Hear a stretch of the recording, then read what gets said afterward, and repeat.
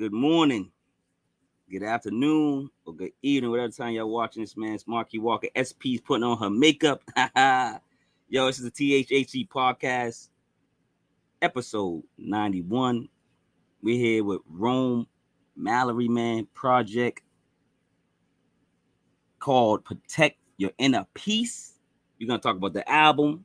We're going to break it down. We're going to interview the king. He's here with us, but right now, we're going to tap into a video, you know what I'm saying? Tap into some of the, I'm going to give you a sneak preview of the album, you know what I'm saying? I'm cheating a little bit. I want y'all to listen to the whole thing, but, you know, I'm going to give you a little sample. So check it out. But on that. Walk away, or should I stay with that moody girl?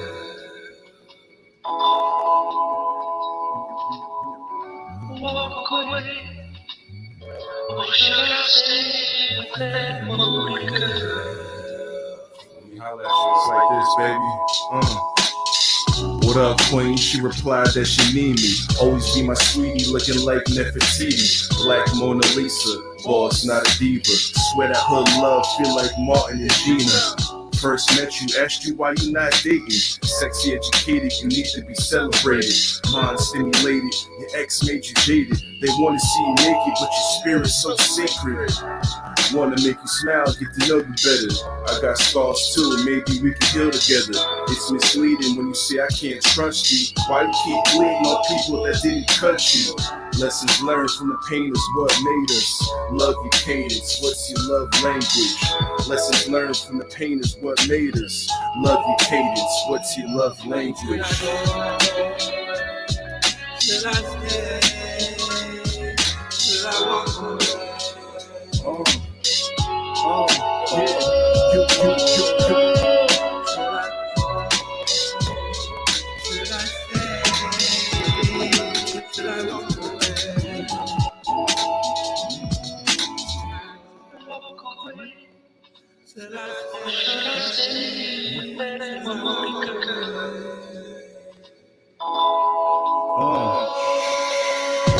So much emphasis on your elegance. Started off innocent, friends with benefits.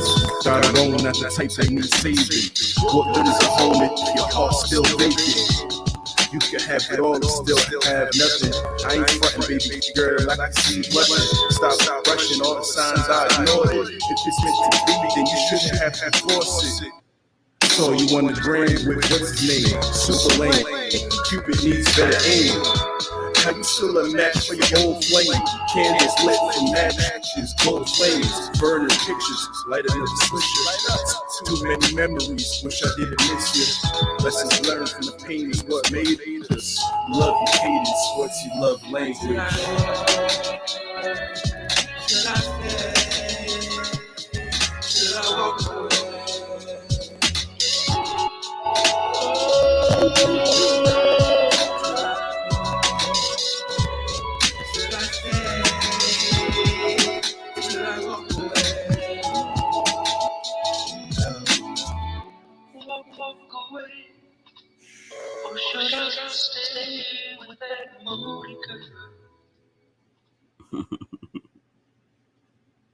Alright, cut and print. Beautiful guys. Dynamite. Hey, niggas just shot at that baby.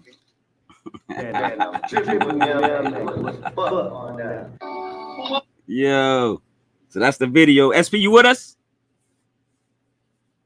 SP, you in the house? You got it on mute. It's on mute.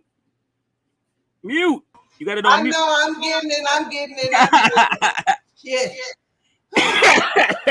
I just walked in the damn door. You in the house. That's what I'm saying. You in the house. You usually be in the car and the whip. Well, I'm travel nursing, so. Oh, that's dope. Okay. That's what's up. Well, welcome. How you doing? I'm here. But I'm happy to be here because I've been looking forward to this. I love dude. Well, let's start off by you. I'm gonna give you the introduction, man, because you rolled out this guy to me. I'm gonna tell you my introduction real quick, but I want you to introduce him for real, and then he can go through the whole show with us. And we're gonna break down his album. But my introduction was just basically because I know yours is gonna be more intriguing because you introduced me to this MC, and I know you're more passionate. I feel your vibe already. But you know, he's a lyricist, he's an artist, he's an optimist, a teacher, a professor, a curator of hip hop, rewindable MC. You know, now a favorite MC of mine. It's Rome Mallory. No, but SP. I need you to Yes. introduce my man. I need you to introduce Rome Mallory because you the one that introduced me to him. Well, I wish I could say that I've been following him for a long time, but that would be a lie. He did the one thing that I love more and the most in the world is he went to Powaful IMPAK and just dropped his music. Oh, okay.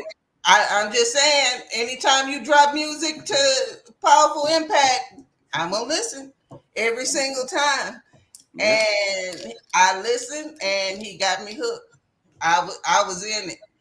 I didn't want to find out anything extra until I talked to him because it was so fire. I was like, "Oh, we doing this." When you kept asking, "What's your pick?" I didn't really have a pick yet, and I was just thinking, and then I seen his notification, his message, and I was like, "Okay, I'm gonna listen to this real quick." And I listened, and then I didn't get back to you for a couple of days.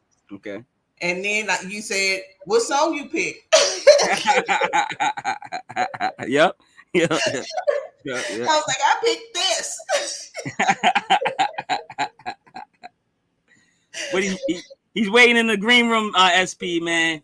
What you got to say about this young man? Man, he's fire. He's fire. He got me from the first song, and then I seen the features, and then he really had me.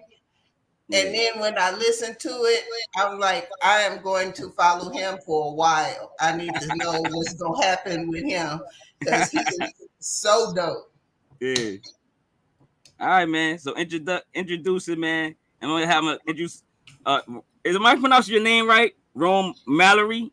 Yo, you got it correct, man. Rome Mallory in the building. What is good, man? What's up? Good, man. Yo, welcome to the THHC podcast, man. This is episode 91, man. Welcome, man, into the building. We appreciate your company. We appreciate your communication. We appreciate your energy and your vibes, man. So what's good, man? How you doing, first man, of all? I'm blessed, yo. It's another day above ground. It's Friday. It's payday for a lot of folks. The weekend's upon us. It's good energy. Man, I feel immaculate, brother. Shout out to SB. Man, we in the building. Yeah, SP. What's up? He's right here in the flesh, man. I'm like, oh, snap. I was like, if I can get him on, that'd be dope. We love to get the artists on because it's better to break it down and like have a conversation and about the album. Because with fans and the artists, that's just a dope concept, man. If it can be done, why not? Because after this week, this month, we are going to be taking a hiatus on interviews. So I didn't have any days to book him. But Powaful IMPAK, I was like, oh no, he got to be heard. This is just Much love, yo. We help each other out on each other's podcast. It's no hate, man. Like if you find somebody you truly appreciate and truly, genuinely love, man, like SP, man, you're gonna like look out for them no matter what. It's free publication. We're gonna look out for each other, man. MCs over here, MCs over there. They invited me on their platform. I invited me on my platform. It's a family, man. Family affair. Why not? You know what I'm saying? Black power. It's dope that y'all kind of cross marketing, man, and just showing love. A lot of times, with us, man, it's like crabs in a bucket mentality. The fact that y'all could join forces, that speaks volumes. So shout out to y'all for doing that. You're 100% right. But well, you're on it. My motto is you don't have to like me. I'm still gonna support you because I want to see us win. Exactly. There's a lot of black people I don't like, but I support. Yeah, I'm just like we all gonna win. I don't care if I ain't gotta like you to want you to win. Mm-hmm. That's a whole nother conversation, right? Yeah, exactly. But wrong. We're gonna start the show off. I know we start the show off usually with new music. It is Friday, like you said. And on Friday, new music comes out. We don't have to spend too much time on it, but we like to know if, first of all, your first question is, do you listen to new music when it's released as an artist, or you wait? Man, I'll wait. I'll be honest. It depends on who it is. You know what I'm saying? Like that new Fly God West Side Gun drop. So I'm definitely gonna tap into that tonight. You know what I'm saying?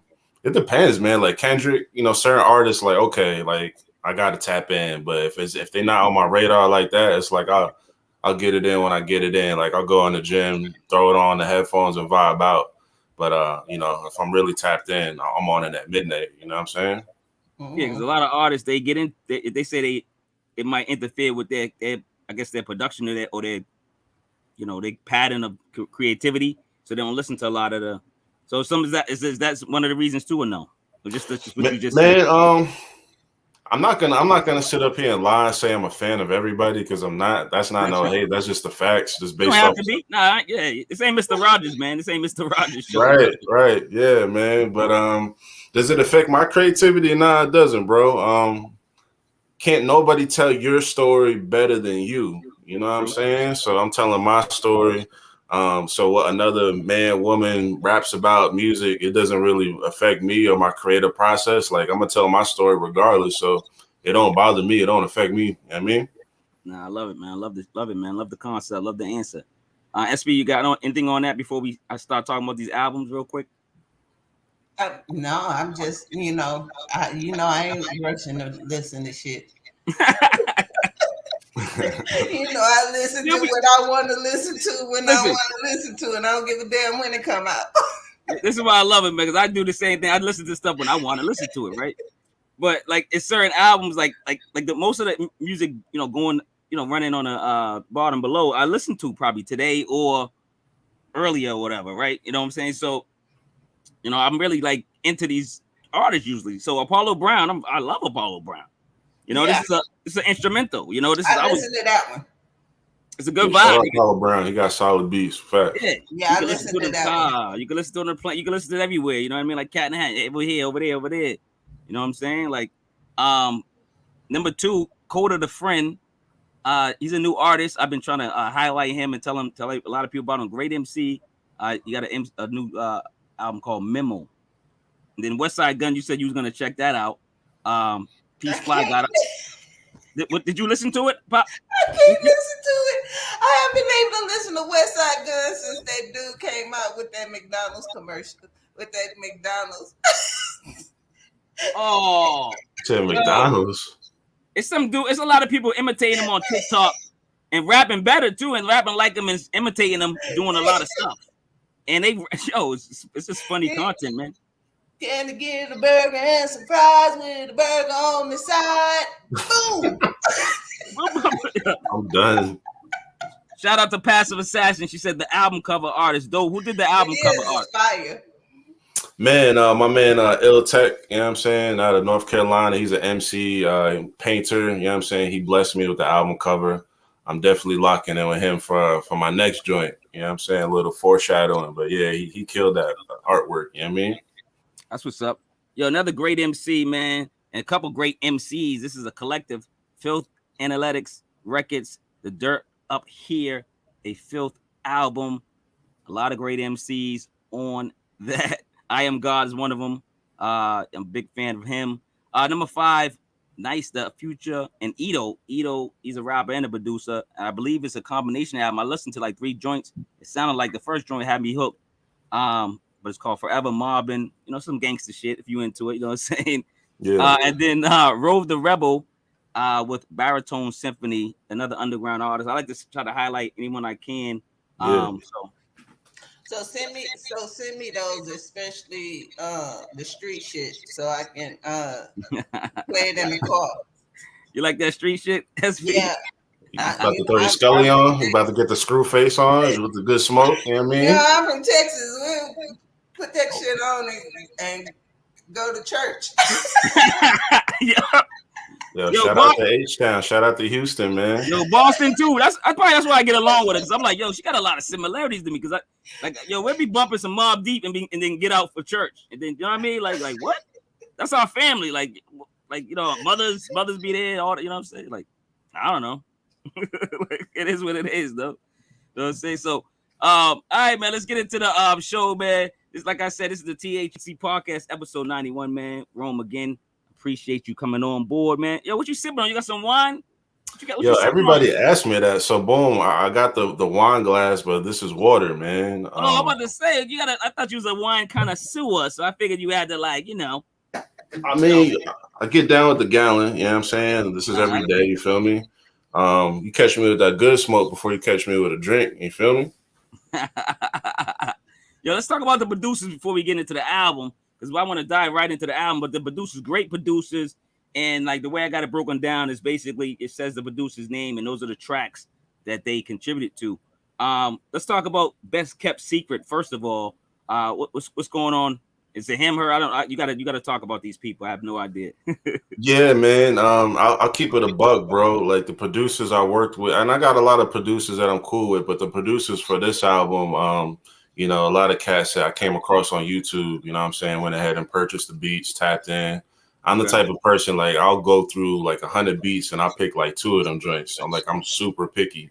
You know what I'm saying? So all the producers on the album, like, it's real soul sample driven for the most part. You know what No, I'm it saying? is. So Yeah, so like the beautiful best kept project. secret, best kept secret, Danny the Third, Boger, Zero, BVT, Homage, Devious Minds, like they all got that same cadence, man. So I wanted to tap in and just get all of them for the project. You know what I'm saying?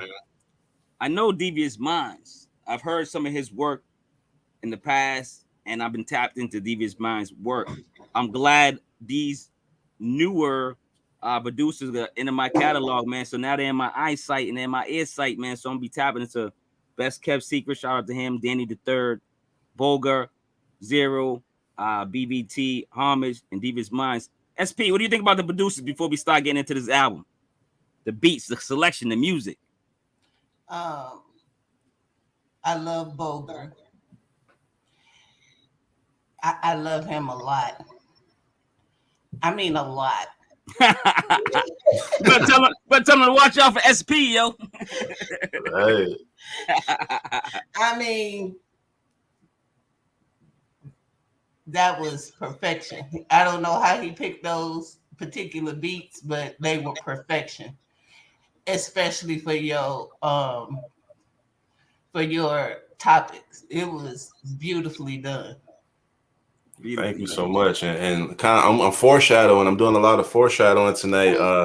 Some of these producers may or may not be on the next joint. So, you know, we're keeping it going. Yeah, don't stop.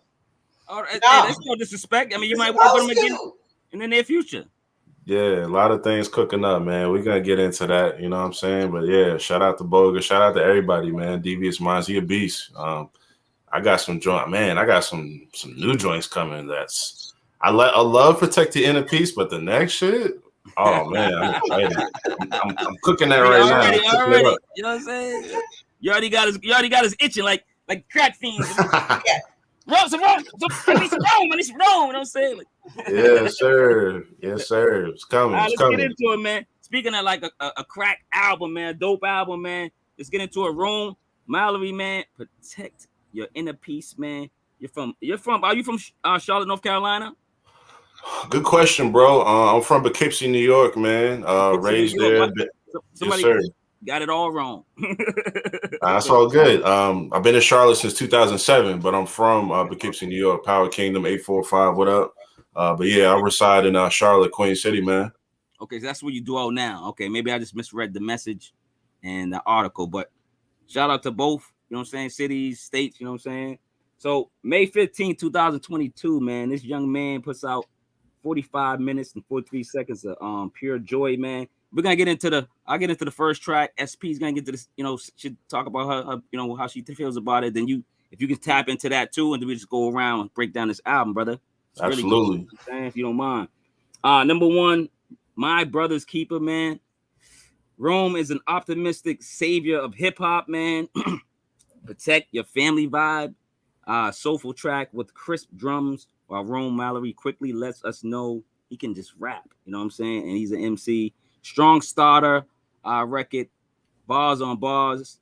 We will be. I think I've rewinded this at least 3, 4, 5 times before I went on to the second one. SP, what do you think about My Brother's Keeper, number one? I love that song. I love the light a fire, but don't let it cremate you. That was like fire.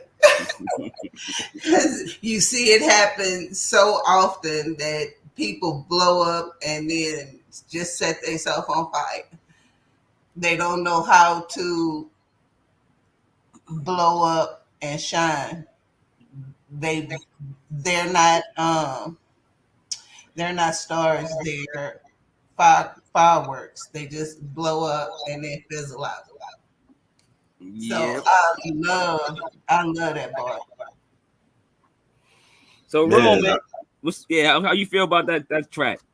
Yo, the man. So fun fact about I'm gonna give y'all some insight on the album, of course, but Right. that song originally had 2 verses, right?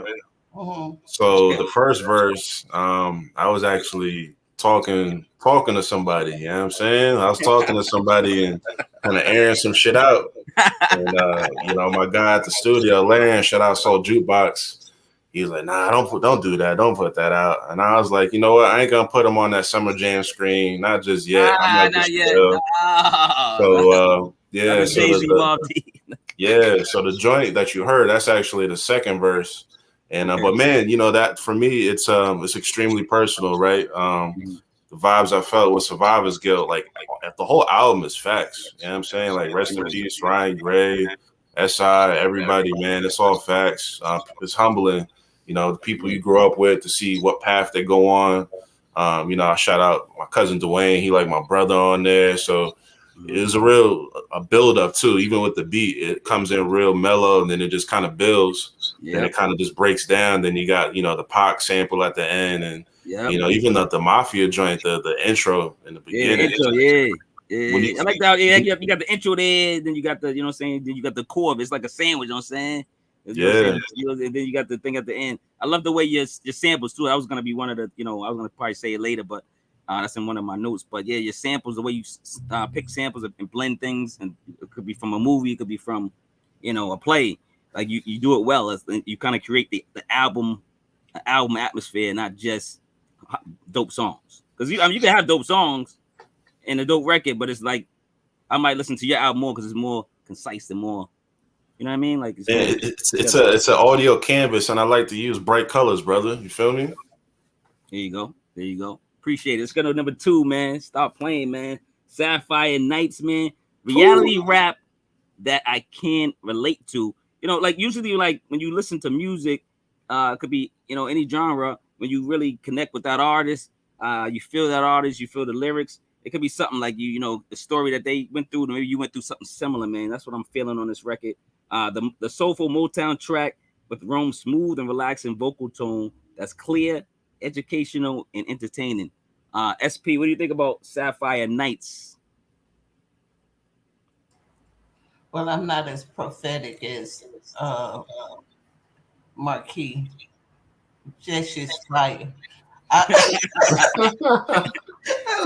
You be lying. Sometimes you have a whole thing. You hear it. I love that beat so much. I love that beat. That's just a dope record. It's a dope. No, I mean, I'm just saying it another way, If I'm gonna learn something, I want to learn something on that beat right there. Mm-hmm. I think the way you put a verse together is ridiculous. It's crazy. And not all the bars are something you have to sit down and decipher, but a lot of the bars make you just be like, damn. Yep. Damn. with the command sun face, like stank face, dog. Yeah, it just hit you. It just make you go, why? Come on, now. That's how I did at least half of this song. I was like, ooh, that's some reality right there. So excellent work on that song. Yo, I appreciate that. This is one of my favorite songs on the album. The beat alone is fire. Like when I heard the beat, I was like, oh my God, this beat is ridiculous. This is like prime Kanye level type beat. But man, I love it just from like the sample I use, just in terms of like the intro of the song, of course. The first verse is powerful, right? I had a bar, I said something like, wish we could be boys to men again, just kind of talking about reminiscing, as being child, like how life is simple, and wish we could kind of go back to that versus when you're an adult, it's more complex. And even, the second verse is talking about, being a black man in America and everything that comes with it. You know what I mean? So, and the bars, you already know the bar is impeccable, and, it's a balance, right? Like, I want to give you like some good lyricism, but at the same time, there's some beauty and simplicity as well. You know what I'm saying? So you merge the two together over that beat. You got some balance. It's just a great balance throughout, and that's what a lot of MCs or rappers, well, I'd say rappers, have a trouble, connecting with, because they can't get to that MC level. And then there's more to it. A lot of people just think you got rhymes. No, there's a lot of people got rhymes and they living in their mom's basement. You know what I'm saying? So facts.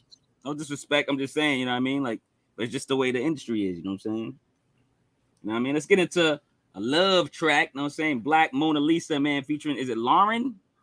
Larrin. I was gonna say Larrin next. I'm bad with names. You must know. If you watch the show, you know. All right, so Black Mona Lisa featuring Larrin. Yeah. Love the singer Larrin. This is driving music, man. Love this track. This music brings me back to like singing and dancing with the family when they play vinyl. When my mother, aunts and uncles play vinyl. It's artful, it's beautiful, it's poetic. While the feel of a live band plays. I know it's not a live band, but it feels that way. It's just good music, man. Hashtag Black Love, man. And of course, we started the show off with the video. It's a longer song, but the video's dope, man. SP, number 3, Black Mona Lisa. So, Larrin sung this song. Yeah, Larrin. Yes, yep, sure He did. sung the shit out of this song. Because let me tell you, this is my favorite song from Saturday Night Fever. Wow. And it was sung by Frank Stallone, Sylvester Stallone's brother. Yo, you got facts. I didn't even know that, to be real. When I heard the sample, I was like, "Oh, that's an old disco joint right there." Oh, so you knew that joint? And then when I kept saying Larrin, and I was like, "Okay, I got to find out who this is. Is he gonna have a verse, or is he the actual singer?" And then I Googled, I couldn't find him. I Googled. White people popped up all over the place. Yeah, brother's not white. And then I finally put in Larrin, black. There you go. Singer, R&B, anything black I could think of, I put it in the search bar and I found it. Yo, dog. I'm done too, man. I can't mess with her, man. I'm trying to be serious. So if you're looking for him, you're gonna have to put Larrin, and you're gonna have to put black, and you're gonna have to put R&B, and you're gonna have to put jazz, and you're gonna have to put soul. And then he was the first name that popped up. Is this? Are we saying what search engine you was on? I went to Google. I have to be desperate to go to Bing. Damn, with the Bing. Man, you brought the Bing out? Shit. The Bing out. Google's tough enough. You bring the Bing out, that's when you're really looking for a motherfucker. I was desperate. I was gonna go to AOL next. Yo, get that disc. Dial it up. Too. Get the damn disc. Get the disc back in the day joint, dog. Yeah. I was like, damn. I finally found him. This was a spectacular cover for him. Mm-hmm. I don't know if you ever heard the original, but it is so disco-y and so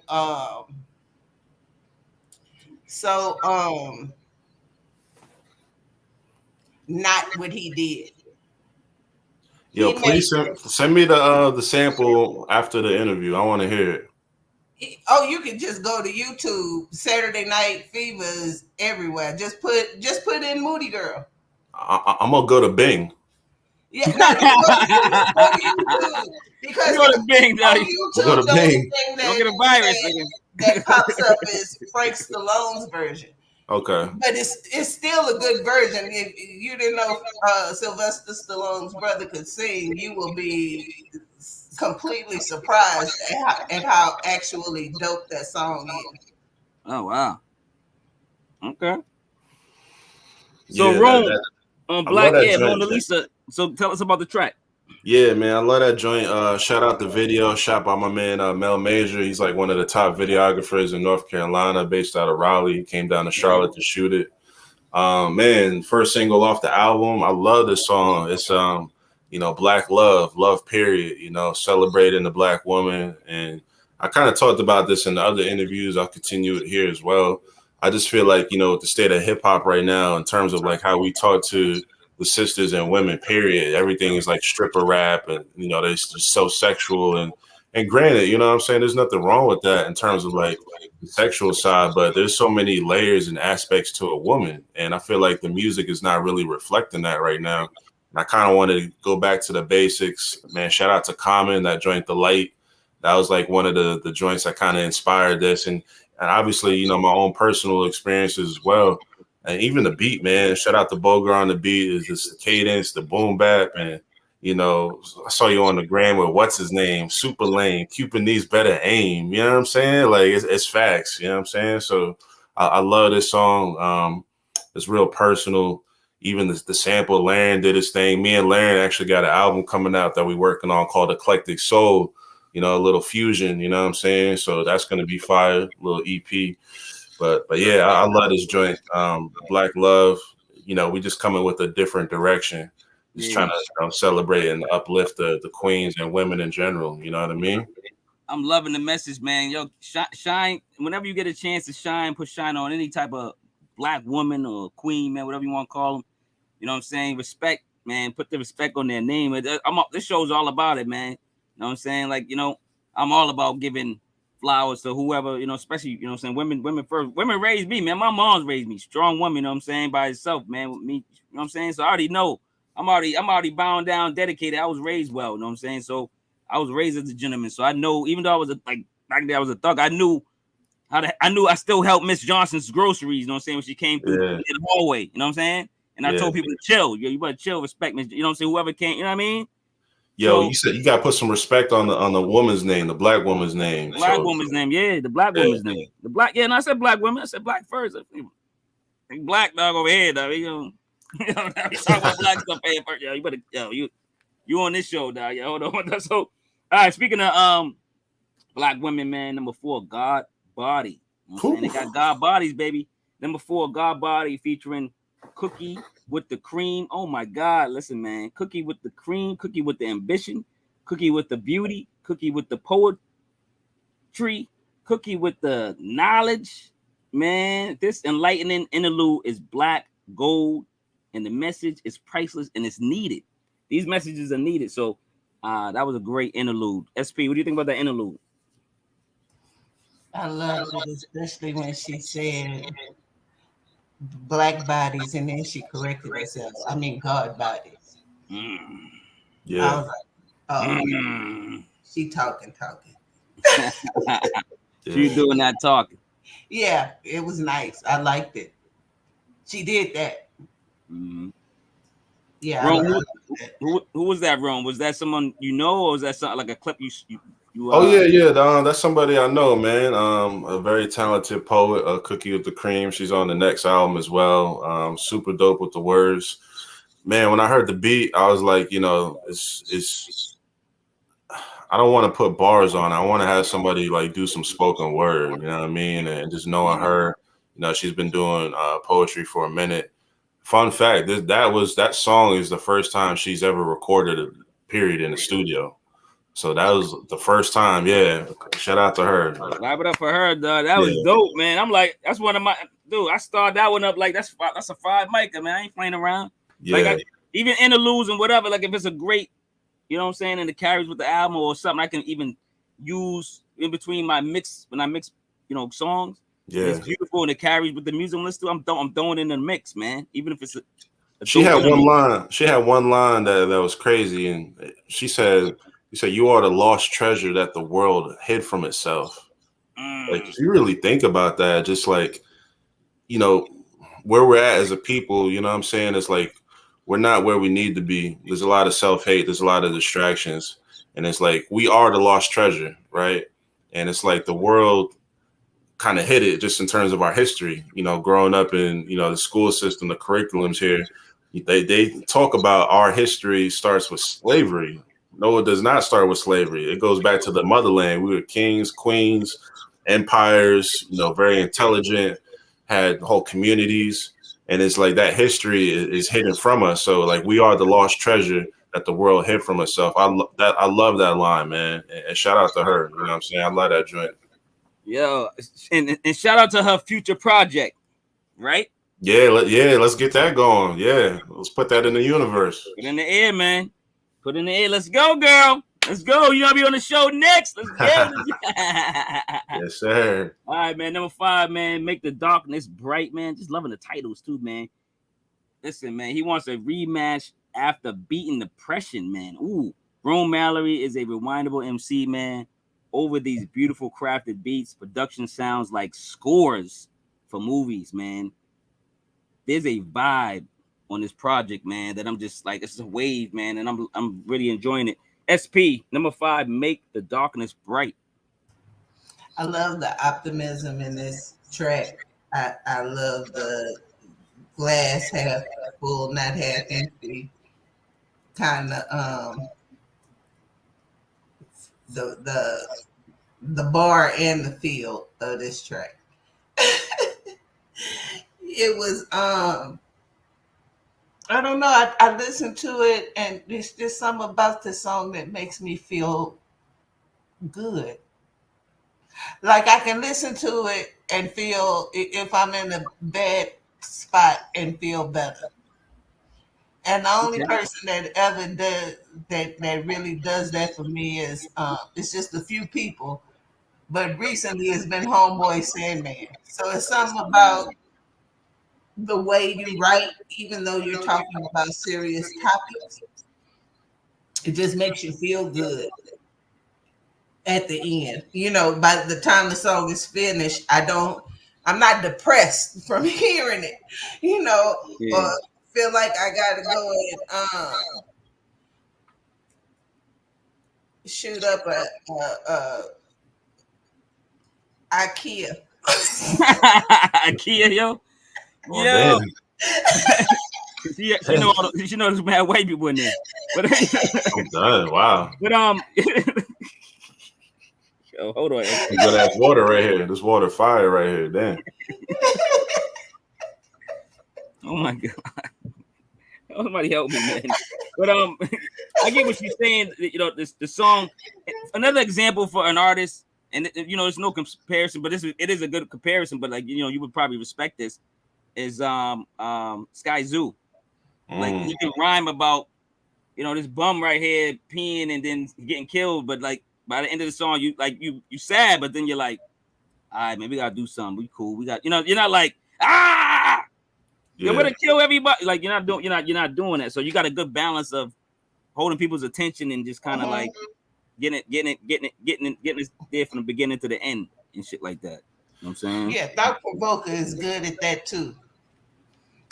Yeah, this is getting to a topic and just making you feel like, okay, yeah, shit is fucked up, but I'm not fucked up over it.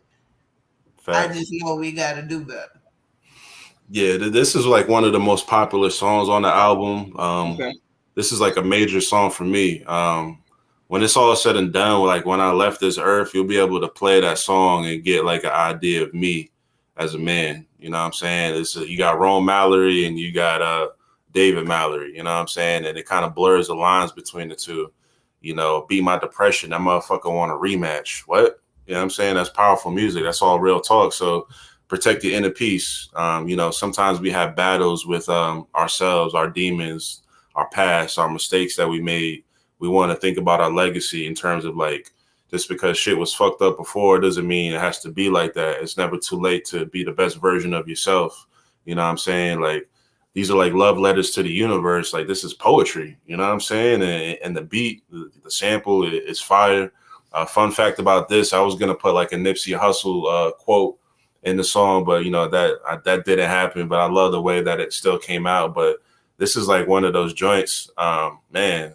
Shout out SB. It's like, when you play it, it just puts you in a mood. You can feel something from it. Like after you listen to it, and if you don't feel nothing, you might want to check your pulse. You might not be a human being. You might not be alive. So this is one of them joints, man. Like 100% correct, man. Yeah, that's a great way to put it, man. And this is why I love doing what I do, man. Yeah, me and SB love this, man. We get artists on the show, man. Y'all describe it so elegantly, man, and like so like precise to how we feel. And it's like, oh my God, even if we're off a little bit, it's just like we love the music, you know what I'm saying? And that's what it's all about, man. Powerful impact, if you will. Boom. Like a cannon. Let's go number 6, man. One time for the East Side with the $. Listen, man, I got the Biggie vibe, Biggie flow on it. Look like we was honoring Biggie flow. You know what I'm saying? Style is the lady with a twist of you know what I'm saying, of his style of hip hop. You know what I'm saying? I like the record, man. One love. You peeped that, right? You know what I'm saying? I peeped it. So I like listening to music, man, and I try to hear everything, and I try to listen to it in the car or on Sony speakers or this speaker, because you want to try to hear everything that artist or producer was trying to bring to the table. SP, man, where you at with number 6? One time for the East Side. Yeah, I know he wasn't talking about us, but when that East Side joint come on, I ride through my hood, letting them know East Side till I die. Hey, let's go. Let's go. Yo. I don't care how far I move away, or how far I go, or what happens in my life. I'm East Side till I die. That is my hood. Those are my people. I don't care how fucked up they are. They my fucked up people. I know that's right. Yo.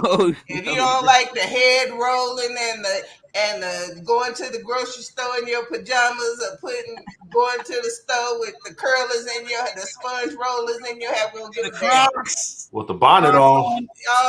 Bonnets. It might not be your style, but that's their style, and I'm down with them till I die. Let's go. Bonnet season, leggings out. We don't give a fuck. All right, there ain't no throwaway people. You know what I'm saying? I love black women, man. But we got to. This was an anthem. I loved it. I love an anthem. My people loved it. We was all when I listened to it, I was still in San Antonio the first time. And so we was all in the yard, East Side, Hold up, I can already imagine. Well, you weren't talking about us, but for us, you was talking to us. You had your fake guns up. This Texas, ain't nothing fake about it. Oh shit! She outside with the real sticks. She said nothing fake about it. It's Texas. It's legal. It ain't no. Well, it's legal here. We just let you know ahead of time because we in the middle of the hood. You got to conceal though. You're right. You should still. No, we ain't got to conceal shit.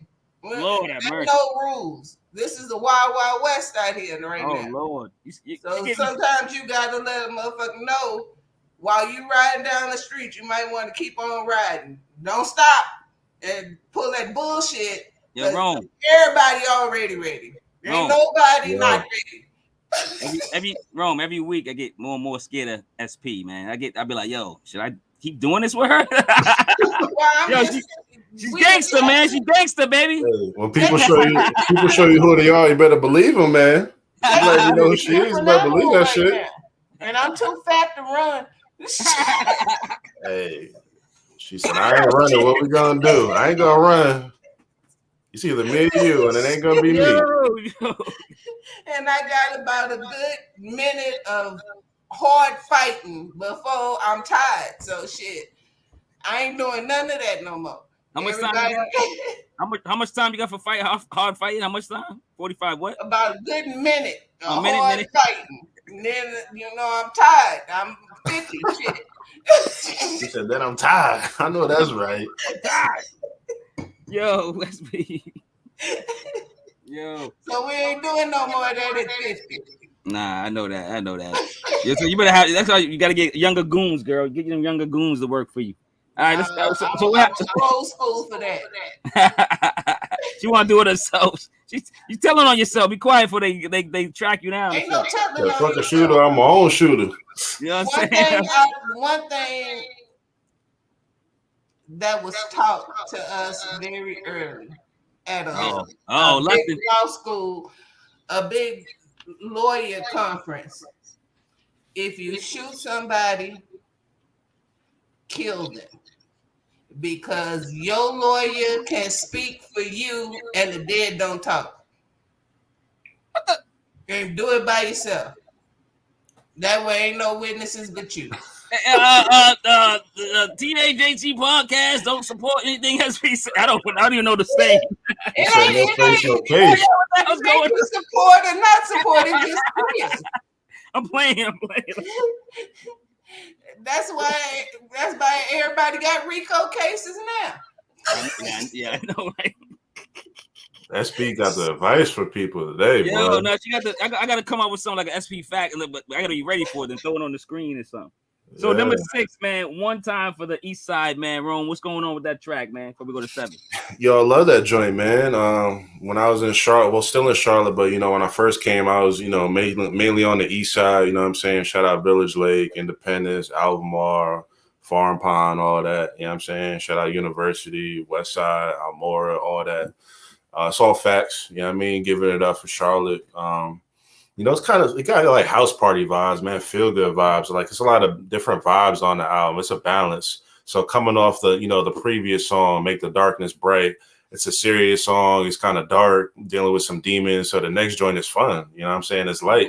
You know what I'm saying? I'm talking about getting faced in the parking lot. That's facts. You know what I'm saying? Like all kind of talks. It's like the Red Cup music, the Good Smoke music, and just that boom back cadence, like the beat. You know what I'm saying? Like the call and respond hook. You know what I mean? It kind of brought me back to like 90s vibes when I heard the beat. So that's one of my favorite joints. And shout out the Poetic Justice sample in the beginning too. You know what I'm saying? That was hot.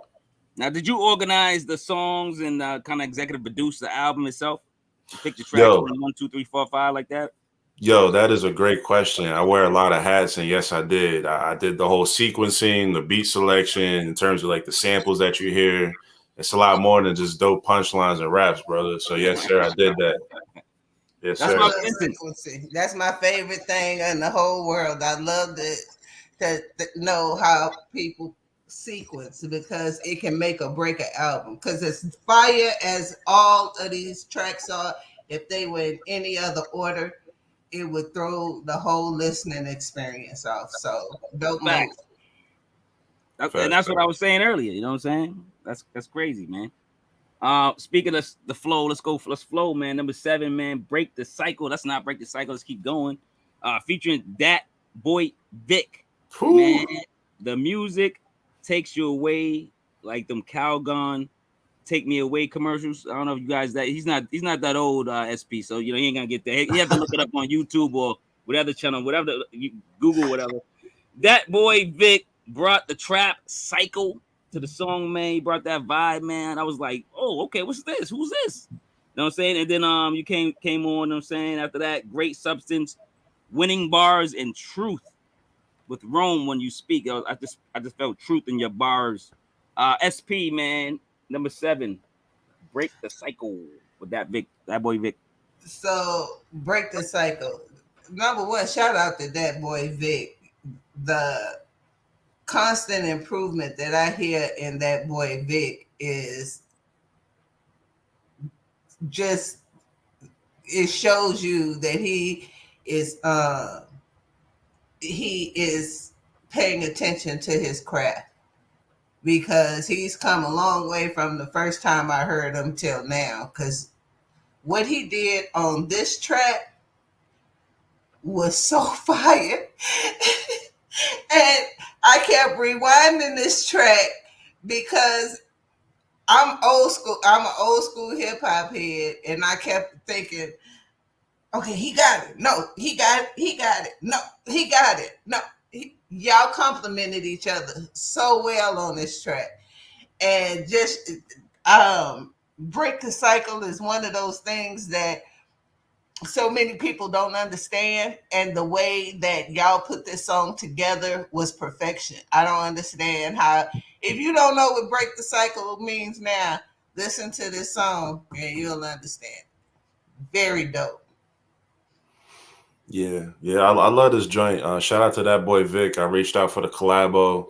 Very talented artist, solid brother, solid individual.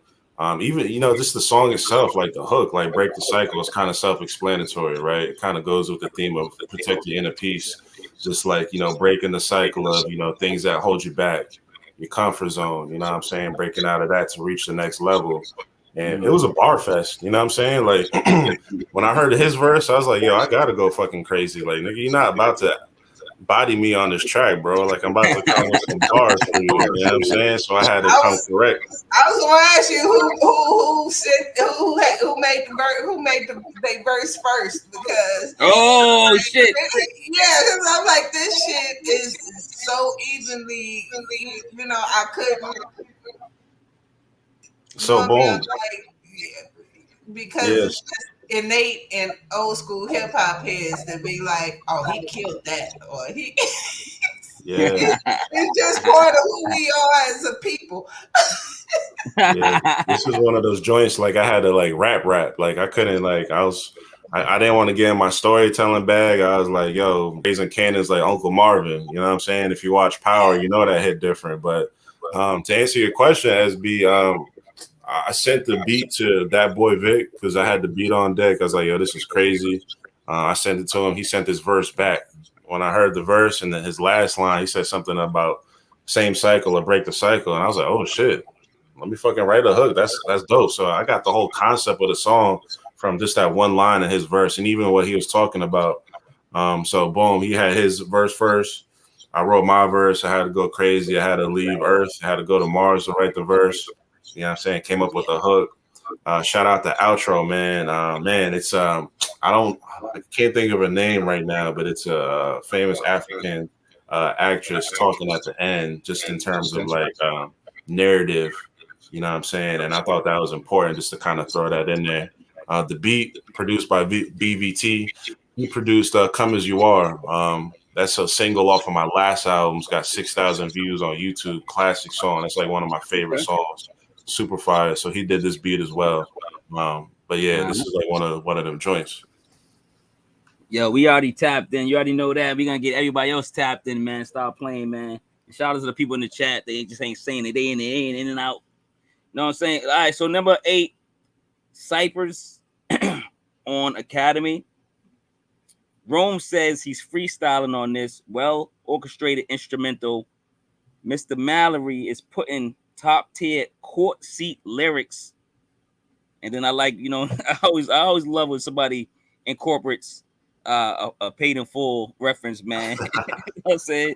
Niggas die every day, B. They just do, man.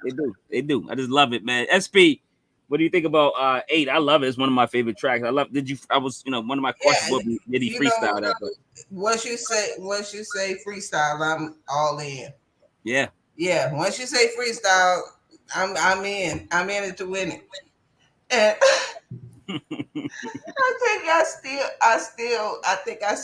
when I first heard this, I was drinking a glass of tea and I spit that shit all on the when he said, and trying to spit the tea out. Going Arsenio on Coming to America. Heard you. When he said it was coming off the dome, I just hollered. Oh my God, that boy tickled the shit out of me. That's Petey Bucket. I said, and he censored himself and still the visualization tickled the hell out of me. And it was a dope way to actually say you freestyle it. it was a nice double. I put it that way. Excellent double. And hilarious. No Italy, but she fly to Rome. Yeah, that she fly to Rome. Yeah. Whoa, we get it. Yeah. That's why she keep giggling. Tickled the shit out of me. I was drinking sweet tea, and I know that man in the car next to me had to have thought I was crazy because I was at a red light. I just hollered the way I cackled. You said I just hollered. The way I cackled on that board was ridiculous. Man.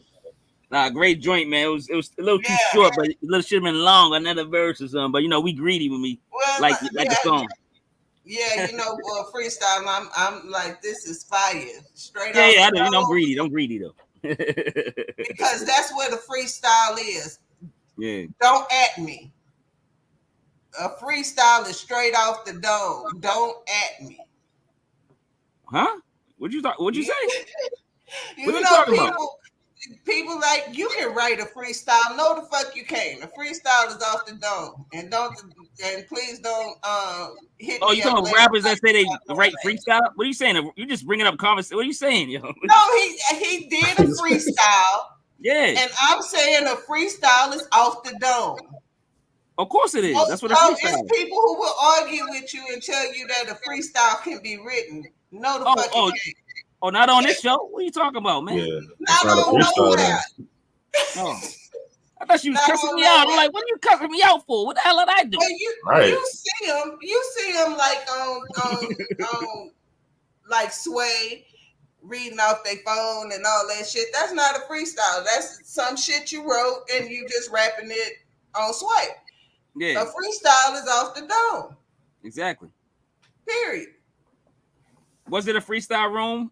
Just to clear it up. Nah, man. Nah, that was not a freestyle. I wrote that. You know what I'm saying? Okay. I was wondering. If that was a freestyle, I'm like, I got to get tickets to his concert so he can do this shit in person because this shit is fire. Yeah, that was definitely written, man. But yo, that's one of them joints. Academy. That's Poughkeepsie, man. Academy Street.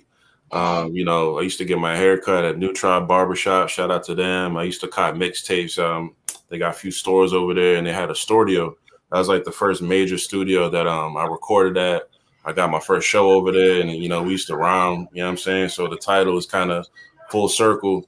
And man, that song, that cadence, like me just rhyming, just going straight in, like that was like my style when I first started rhyming, like.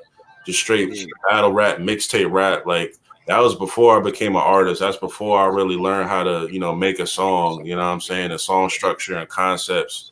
So I kind of wanted to bring it back to that, just to that, you know, the essence of just rhyming, getting back to the basics of bars, you know what I'm saying? So yeah, shout out to that joint. Shout out to Homage on that beat too. That beat is ridiculous. Yeah, that beat sick, man. Sinister, man. I ain't gonna lie. So number 9, man. Number 9, the greatest crime never filmed interlude, man. This is from. I was like, what is this from? It's not familiar. It's from Phil Donahue. You said, yes, sir.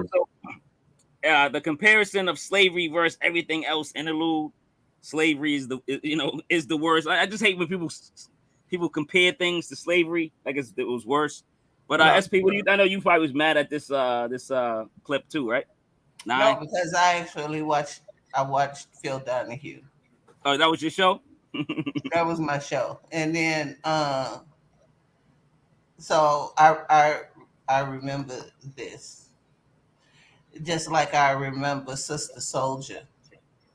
I remember Sister Soldier. Yeah, I remember that one. Shutting down everything in her wake. So Phil Donahue did a lot of those shows. So yeah,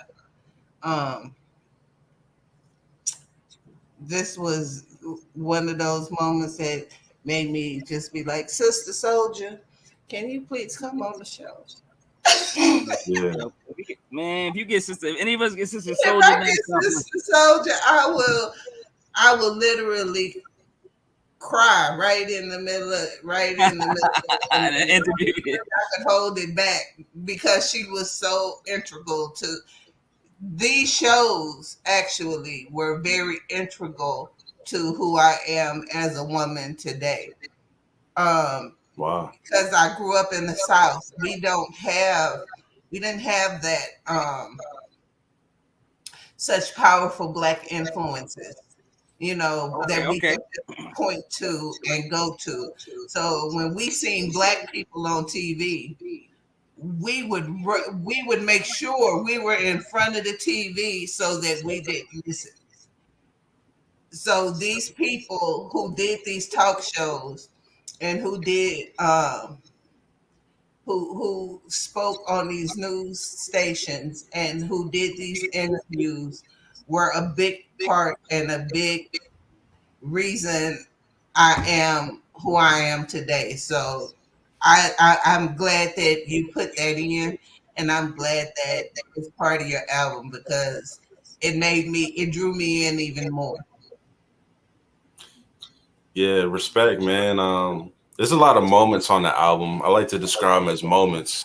This interlude was a moment. I know the first time I heard it, I was blown away just to hear her speak, so just to be so articulate with it. Um, man, and like bro said, it's like you can't compare anything to slavery. That was 400 years of that. That gets belittled like they were just picking cotton. No, like that's a whole nother conversation. It's so deep. Just picking up your eye. Yeah, Right. That's how they belittle it. And it's so deep and it's so powerful. And it's like, man, when I heard that, I was like, my listeners, if you listen to me, I want you to listen to this because this is like, make the darkness bright. It's like after you hear this, I'm forcing you to react. I'm forcing you to think because there's no way you could listen to this and think nothing of it. You know what I mean? Shout out to Donahue Show, you know what I'm saying? Shout out to Khalid Muhammad, rest in peace. That was an episode with that brother, powerful brother. I love what he stood for. Man, but yeah, this is like one of my favorite moments on the album. It's very inspiring to me, you know what I'm saying? Nah, we loving Especially living in a state that's trying to change slavery to involuntary relocation. Facts. So, these people don't realize how important it is. Texas has the largest Black population of any state in America. And yet we have so few powerful Black people that come here and actually address us as humans and not beneath them. So when we watch them and we see them on TV, it was very important to us, and it actually shaped who we are and gave us that Black pride that was beaten out of us for so long. You said something right there, like it gives you a sense of pride. Because like when you hear it and you think about the atrocities back then and everything that they went through, to me it inspired me to be strong. It inspired me to carry on a legacy that would honor them. But definitely the word pride, it resonates with that joint. I love that interlude. Powerful. Nah, it is, and the way, and then it kind of like it goes into another powerful woman we're about to talk about, man. Number 10, Baby Keep Your Head Up 2, featuring Backwood Sweetie. Again, the music is incredible and really takes me to the stars and above, man. Just takes me, man. I just loving the music, man, in the selections.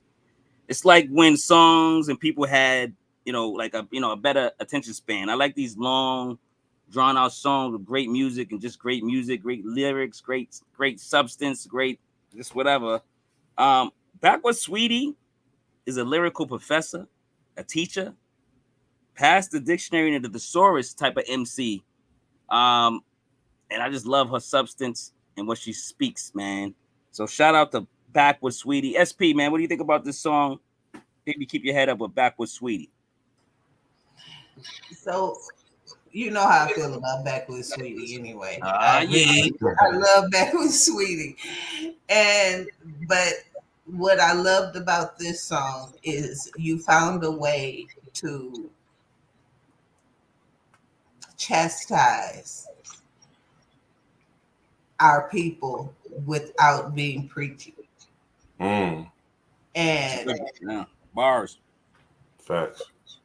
people always think that you can't correct our people in public, but sometimes correction is needed. My grandmother used to tell me all the time, if somebody's talking about you, maybe you need to be talked about. That's what's up. Yeah. So Bars.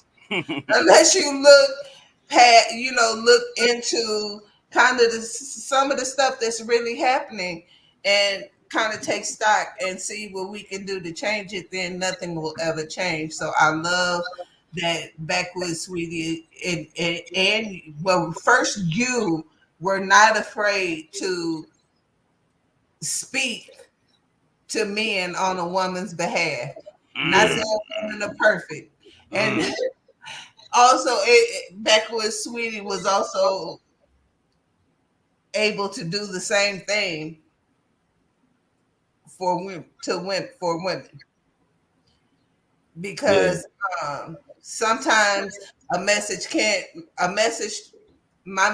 to manhood can't be heard and delivered in a way that men are going to accept as much as they will accept it from another man.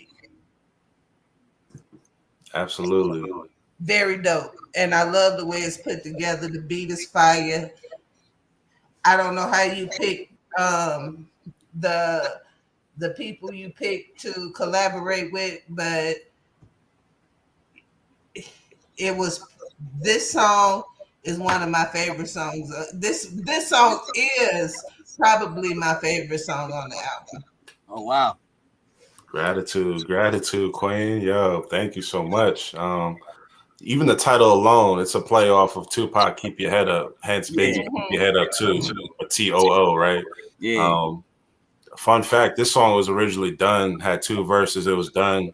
I came across Backwood Sweetie's music. I was like, yo, I want her on my album. She's like one of the best MCs I've ever heard in my whole life, let alone a woman MC. Like, she's so fucking dope. Yeah, MC period, yeah. Yeah, so I'm looking forward to, making some more music with her in the future. Oh Yeah. But man, I love this song. Kind of like what SB said, kind of holding men accountable, speaking, we're talking about different narratives, right? We was talking about, how we talk about women, Black women, white women, period. But just, from a single mother's perspective, right? I know a lot of single mothers, hats off to all of them. This song is like dedicated to them. You work on overtime, coming home tired, got some extra hours since Mo was fired. What? Like, it's so real, you know what I'm saying? Like, you clocked in, but clocked out mentally, looking for a new job. Your boss still petty, see? It's like, it's so dope, man. And the beat, it's not a soul sample beat. It's like some of the sounds I've heard in this beat, like I've never heard those sounds before. And again, the BVT, man, a monster with the beat. So, this is an anthem. This is like one of the most popular songs on the album. I've had a lot of people reach out and say that, this inspired them, this touched them. And, you said chastising men. I agree. But at the same time, accountability. Everybody needs to be held accountable, and even being personal, man. Like, I'm not with my baby mother, you know what I'm saying? But we co-parent effectively now. When we first split, we had our differences and whatnot. But we was able to be mature and work past that and, be the best parents we can, for our son, you know what I'm saying? So, that's the example that we want. Is everything perfect? No, but, it just puts a mirror up to society and up to us and forces us to look at ourselves, you know what I'm saying? And a lot of content on this song. So, I'm glad that it's one of your favorite joints. It's one of my favorites off the album. I feel like kind of like an unsung hero, like a vigilante talking to the queens. You know what I'm saying? Like nobody's talking to him like this. Everybody's throwing money. It's like I'm not on no shit. I ain't on no sucker shit. But it's like I'm gonna talk to you like how you need to be spoken to, respectfully. You know what I mean? Respectfully. And speaking of women that I respect, man, Mom Dukes always finds me, man. This is my mom, Annie Johnson Walker. She's like, I'm one. She's talking about, well, she's a black woman. I'm guessing. She's listening to the conversation. Hi, Mom. I'm gonna see you in North. I'm coming out of North Carolina at the end of the month. To go see my mom. My mom's is down there, Edenton, North Carolina. Yo, respect to your moms. Edenton, North Carolina. North Carolina. Oh, your hand? No, stop. Petey Pablo. Huh? Shout out Petey Pablo. I know Petey Pablo, dog. Shout him out, dog. You know what I'm saying? Let's go to number 11, man. Lock my body, can't lock my mind. Oh my goodness, man. Yo, I'm telling you, man, these longer, soulful, lyrical, and passionate tracks spread education and knowledge. This is driving music, cleaning music. It's just good music. Man, SP, number 11.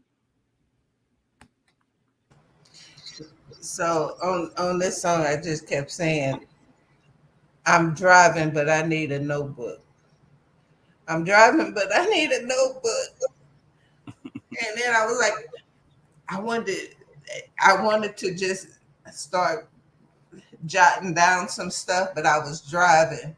And then I have progressive, so they be watching your shit, so you can't. You said I got progressive insurance that you watch. I got progressive snapshot. They be watching your shit, so you can't be fucking around in the car. You got Flo's following you, or the redhead nerd dude? Which one? Yeah, I wasn't expecting the Flo progressive insurance reference in the interview, but here we are. No, I know, right? Yo, surprises, baby. This is where to be. Shout out Flo. This song is so dope.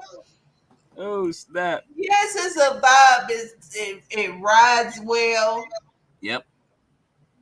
It's a smooth beat, but the bars, you just can't say enough about the bars. You can't.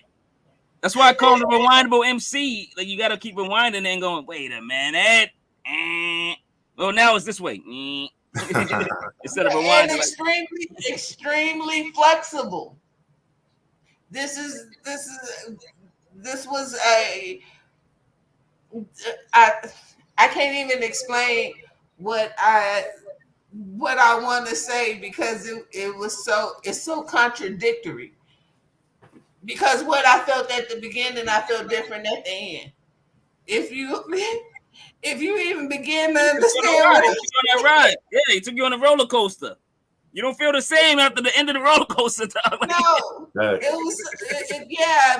I started feeling one way. Hey, y'all give me 1 second. I'll be right back. Hold up. All right, yeah, take your time. Yeah, I started feeling one way, and when I got back, I was like, I'm on something totally different.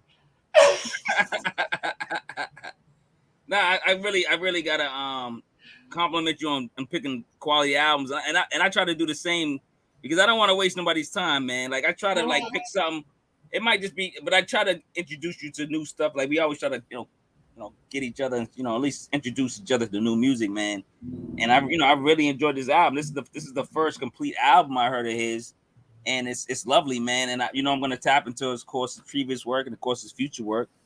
When I really said in the beginning, he's one of my favorite MCs. Like he's an MC. Like he's somebody I'm gonna look out for in the near future. If it's a single, if it's a collab or a feature, you got to be looking for Rome Mallory now.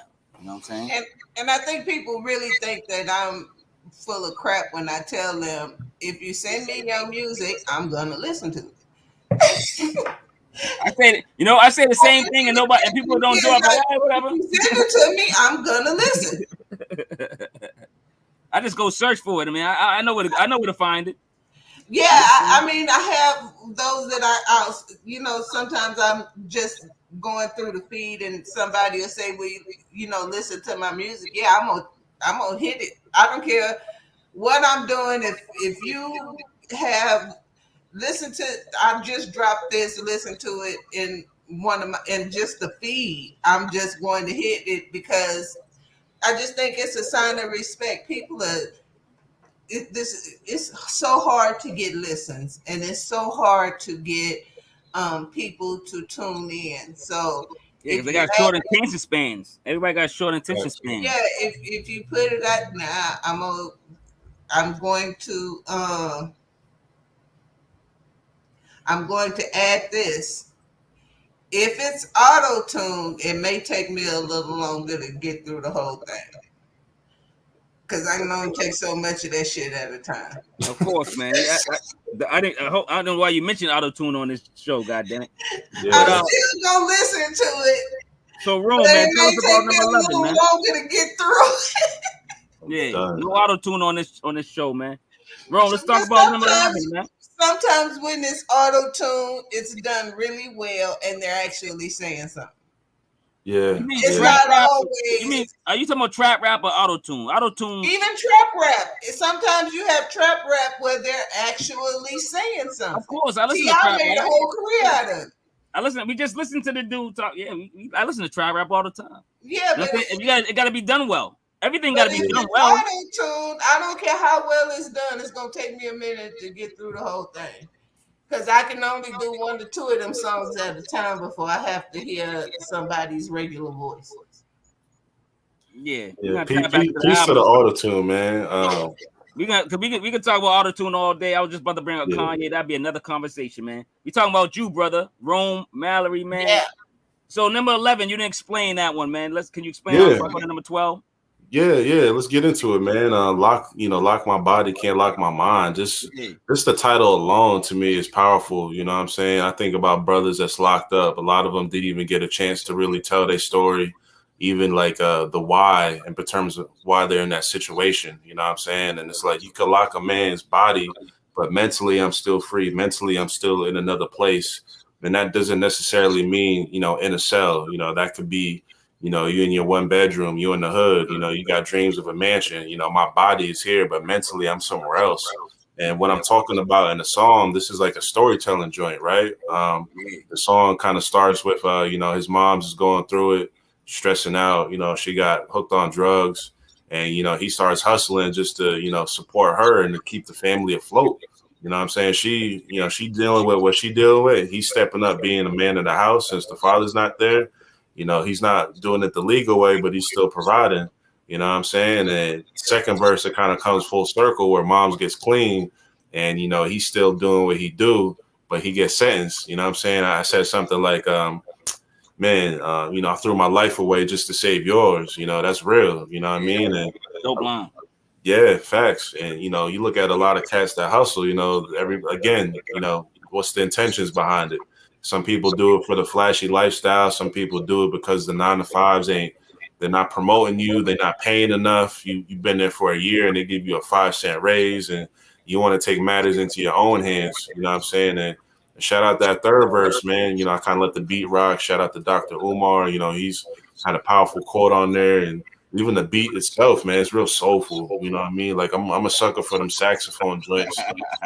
Even the hook. The hook is sample hook, the lonely joint. So this is one of my favorites off the album. You know what I mean? And the reason I'll keep it a buck. The reason I put this after Baby Keep Your Head Up too, because it's like Backwood Sweetie just left Earth.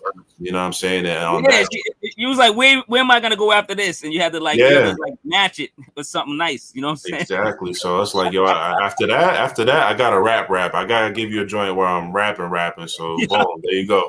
You had to. Yeah. And that's why I said the direction of an album is really key and important, man.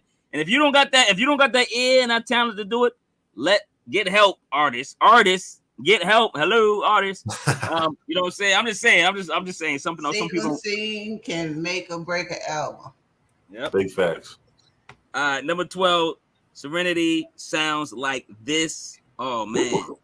Man. Now is this like more of a? I was feeling Nas. I don't know if I want to misquote, but I felt like another old school homage to like a legend of hip hop. So I felt like Nas homage with just a great soul sound behind beautiful wordplay. This is like feel good music, like just for everyone, and I think everyone should be hearing this. This is one of my favorite tracks as well. I like the, I even like the end when you kind of was kind of like, even with the tingly, I don't even know what they call the chimes or whatever. Yeah. You were trying to find serenity, you know what I'm saying? And a lot of people find serenity listening to those, those chimes outside on the porch, drinking iced tea or something, right? So I was thinking about the whole, how you're putting things together. You're really thinking about it. You're not just like, hey, that's a good quote. Throw that on there. Yeah. You know what I'm saying? You're really putting it together. So loving it. Number 12, Serenity sounds like this. SP. We going up with this one. I know that sample. I couldn't remember which group it's from. And that's been fucking with me since I heard this. No sample snitching. No. Right. Nicholas Craven said it. It's still bothering me. I'm gonna send it to Verna Kill or left handed. So they can tell you the sample? Yeah, because it's been bothering me that I can't remember which group made that sample. This I like this so much. It brought me down after that last not down in a bad way, but it allowed me to settle my nerves. What the hell's wrong? It allowed me to settle my nerves and just,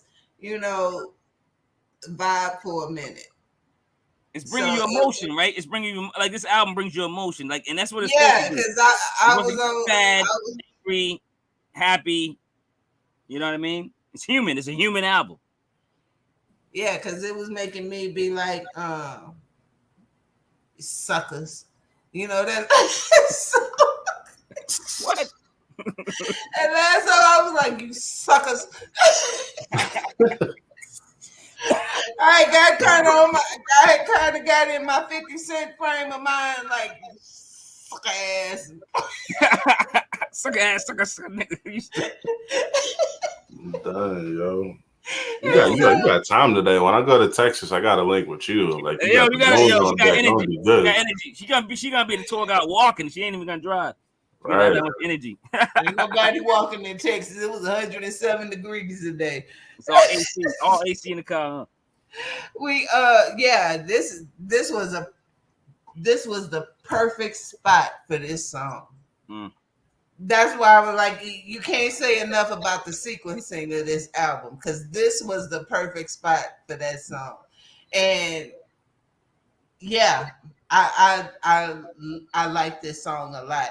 And I think the reason I tuned into it as much as I did is because of where you placed it. Okay. I didn't.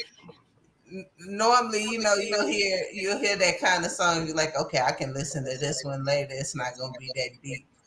But after that last song, I needed this song right here. So perfect. Thank you. It's balanced. I took a lot of time listening to the album. You know what I mean? What sequencing works well, what doesn't work well.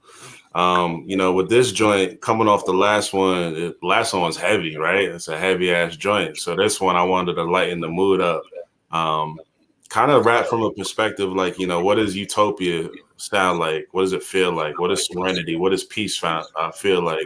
Protect your inner peace. Serenity sounds like this in terms of like how the beat comes in. It's so soulful. Like it's so soulful how it come in. Imagine a place where love's the only religion. It's like,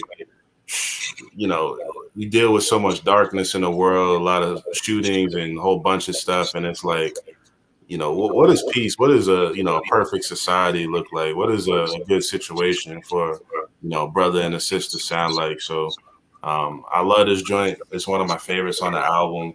I wanted to kind of put it at the end to kind of like ride out with it.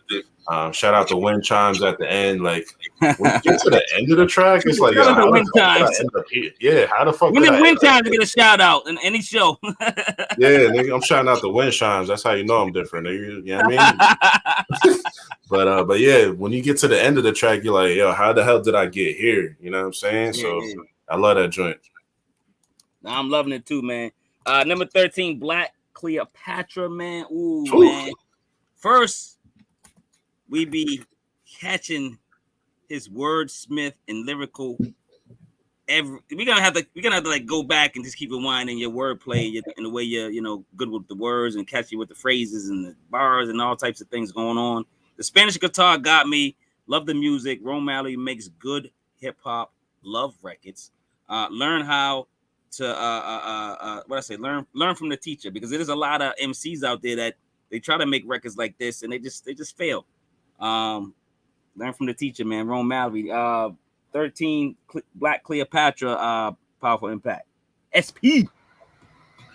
Okay, what I love about this song and what I love about you as an artist is if I go to a Griselda concert, as much as I love Griselda, it'll be me and 7 billion men. Yeah. You gotta go deep. I like artists who aren't afraid to put a couple of tracks on there for the ladies. And you're that artist. You're one of those artists. So, you got the makeup on, dog. I told you. Yes, I have absolutely no makeup on. I know, I'm joking. I was telling him you put your makeup on at the beginning of the show. This is 50. Deal with it already. So the reason a lot of the old school artists were loved by men and women is because they weren't afraid to put songs on there, for the ladies to vibe to. And I appreciate that about your music.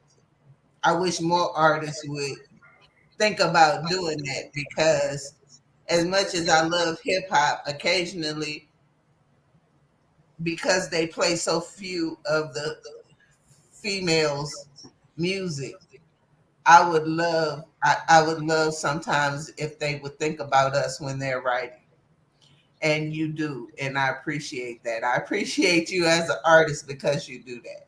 Thank you. Man, you said a lot right there. I think women need to be shown love. I got a lot of love for women, you know what I'm saying? Not only because women are beautiful, but just everything that they encompass, you know what I'm saying? 9 months in your womb creates miracles, right? And just the beat alone, that beat for Black Cleopatra, like, the guitar on it is just, it's beautiful. I love it. Just the instrumentals vibe itself. I think everybody kind of got that, past relationships where, they kind of reflect on it, you know what I'm saying? Like, man, this was a moment, you know what I'm saying? Like your longest relationship or one that meant a lot to you, regardless if it worked out or if it didn't, it's still a moment for you, you know what I'm saying? And sometimes you may reminisce about that person, good or bad. So, I wanted to talk about that in the song, you know what I mean? To SB's point, I definitely try to cater to different demographics. Man, I might do a whole little EP for the ladies. Who knows, man? I got a whole. That was one of my questions, though. I'm like, yo, here, like, yo, you gonna I got on my little paper. I'm like, yo, yeah, Are you gonna do a full blow, R&B LL Cool J joint or something? I don't know. Let's say like a whole EP or something. LL Cool Rome, you know what I'm saying? We're gonna after that. Yeah, once we chop it up about the album, I'll let y'all know about what what's in the kitchen cooking up. Feel me? Of course. Stop I think sometimes we gotta remind men that women do most of the purchasing. So yeah. LL Cool J is who LL Cool J is because of us, not ladies. so much because of y'all. Yeah, the ladies bought that album, boy. They bought every album he came out with, boy. Yeah, you can speak to the streets. We love that you can take He's like, you can take the girl out the hood, but you can't take the hood out the home girl. You know what I'm saying? But still, I'm a woman. All things with all that applies to being a woman, I'm still all of that too. So I think it's dope that you managed to speak to both sides. You know what I mean? So Right. yeah, I like the hard stuff, but occasionally I want to know how you get to this point. You know what I mean? Yeah. So I got from the male perspective is dope.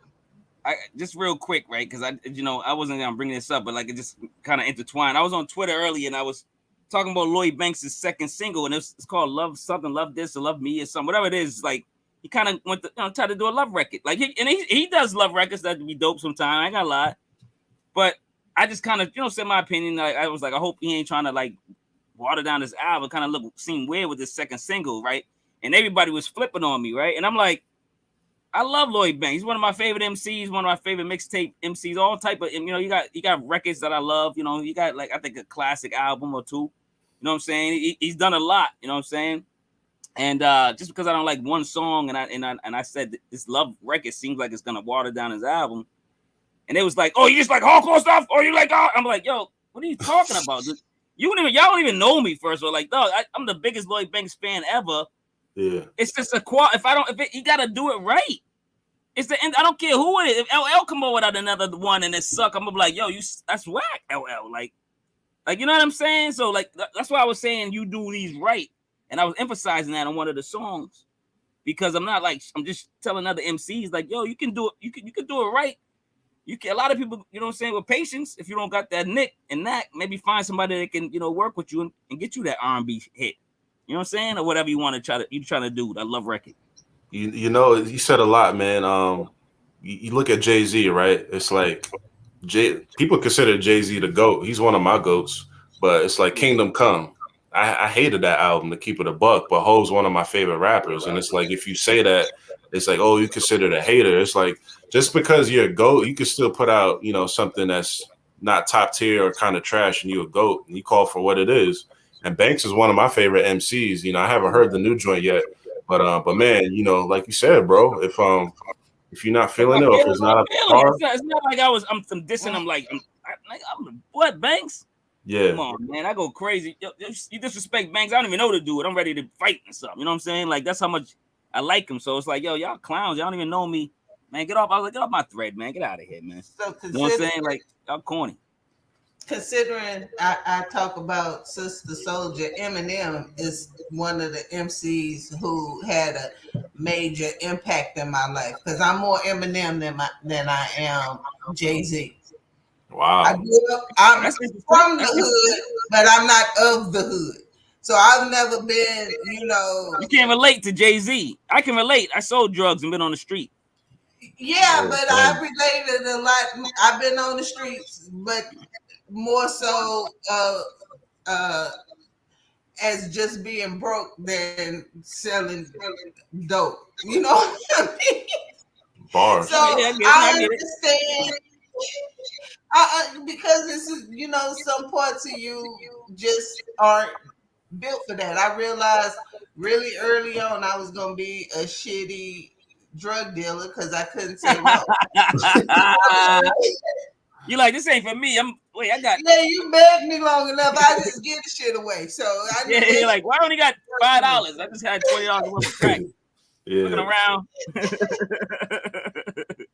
You fuck around, you smoking the pack. You have a sound. Now you smoke like, I smoked the. I smoked the whole pack. I was supposed to flip this shit. Damn. I gave this shit away. Fuck around, be like smoking on Friday.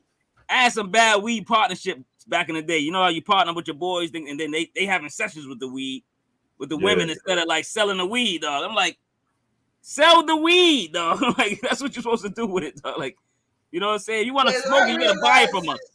I realized early on that I was gonna be a shitty drug dealer, so I had to find other ways to hustle. So I understood. I leaned more toward.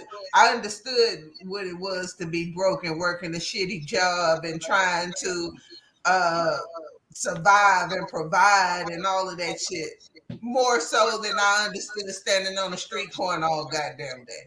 I wasn't doing that. Hell no. Hell no. Why should you? You know what I'm saying? Even knowing that the shit Eminem put out, like these speeches and shit right now, I could hit him with my car. It's so bad. Yo, what the hell? Yo. What are you talking about? Where's this conversation going? Lord my mercy. You took the car and did a hard left, didn't you? Him with the car. What's going on right now, dog? I understand what you're 2010. saying.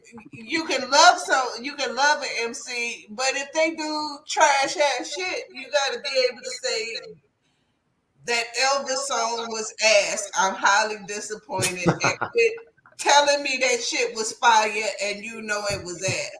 And I don't give a damn if it was for a soundtrack. It was ass for a soundtrack. All right, I'm gonna do like what SP told me, like off air. She's like, I don't know how you do it, but you kind of like control me to a certain extent. Powaful IMPAK, SP, you're off subject right now. I usually don't say it. I'm just joking with her. But I'm completely on subject. I'm joking. Yo, it's her calling the Elvis soundtrack ass for me. You know what I'm saying? During my album review. No, you know how people have certain sense of Eminem is a sense of subject that can go on for hours. Like I know certain hip hop subjects that can go on for hours once they come up. Eminem, I can talk about that dude. It's not sensitive for me. Besides, it hurt my feelings because I know how dope he is. Yeah, because he can come up with something better. You know what I'm saying? That's what all I'm saying is I understand what you're saying. You can love somebody and still they can make shitty music, and you have to be able to say, "I love this guy," but damn, this album ain't the one. This album, the album or that single ain't the one. And that's I know you're proving a point, but it's like that's what I was trying to prove on Twitter, and that's what we was talking about earlier. It's like it's crazy. Like you gotta calm down. If you don't like what I say, then move along. Yeah. Most of the time, I'm 98% I'm positive on Twitter, but if you come at me, yo, it's on, dog. Go away. Shout out the keyboard warriors on Twitter, man. They won't even show their face on the they don't even show their face on the profile. They don't. That's what I'm saying. Like, I got you can see who I am and know where I am. Everything. Number 14. Let's go to the last track, man. Every story has an ending, man. Yo, listen. Spanish guitar is back while he talks to his mom, his angel, R.I.P. Mom Dukes, man. Second verse towards the higher power. It ends, but I'm bringing this back over and over again. I couldn't get off this track. It's a lovely, lovely track. Beautiful track, beautiful lyrics, and thanks for sharing. Is this a true story? Before I go into ask SP about what she thinks about it. Yo, I'll say this: every single song, every single lyric, every single bar is real and it's facts and it's based off the life story. So yes, it is true. I didn't want to, I don't. Thanks. Yes, sir. Yeah, appreciate you asking that, man. And I don't know how it feels, man, but RP to your moms, man, and I wish she was here for you. You know what I'm saying? And she's here. Angel, if you believe in the spirit world and the energy, she's here, giving you good energy, man. SP, what you thought about the how he ended it, man? Beautifully, man. What do you think? Yeah, this song, it's one of those songs. It's one of those songs that made me tear up, and then it, brought me back around to being grateful, and because people take for granted, having their parents, and the emotion you showed in this track, and the beautiful, beautiful production behind it was on another level. And this is one of those tracks that made me tear up. Yeah, this is one of my favorites off the album. Like I said, there's moments, right? So like one of the most powerful moments on the whole album is after that first verse, when it goes into the hook, or it's just kind of like that it's just that ambiance, you know what I'm saying? That was so powerful for me. First verse talking about my mom, second verse kind of talking about myself and my ending. And the thing is too, closure is a powerful thing, but think about this too. It's like it's the title of the song. Every story has an ending, literally. So it's like, how do you want your ending to be? The people that we love around us, everybody transcends, eventually. That's life. So, it's coming to understand like, yo, one day, my story is going to be written. How do I want that to be written? Every story has an ending. So it's like, how do you find closure? How do you, learn from that, grow from that, get strength from that? I wanted to end the album on that note. Again, this is one of them joints where you listen to it and you don't feel nothing. You might want to check your pulse, man. You might not be alive. You might not be, check your pulse real quick. You might not be alive. But yeah, I love this song, man. It's to me, I was gonna title it "Family Jewels Part 2" on my album before this, Into the Light. I got a song called "Family Jewels," kind of similar vibe where I talk about my pop's first verse and my mom's second verse. But I decided not to name it Part 2. It kind of stands alone in a sense. But yeah, I love this joint, man. To me, it was a good way to finish the album. It's a personal song, so I'm kind of ending the project with giving you me, as a person, not as a rapper. You know what I mean? No, again, thanks for sharing. You talking about it gave me hip hop goosebumps, man. Like this is my hip hop man. It's got the 5 elements on it. If you make this one, goosebump up, man, that's it, man. That's I'm like, oh, what's this? You know what I'm saying? And it's a lovely song. And like I said, thanks for sharing. A lot of MCs, they do share, but they're sharing other stories. Let's put it that way.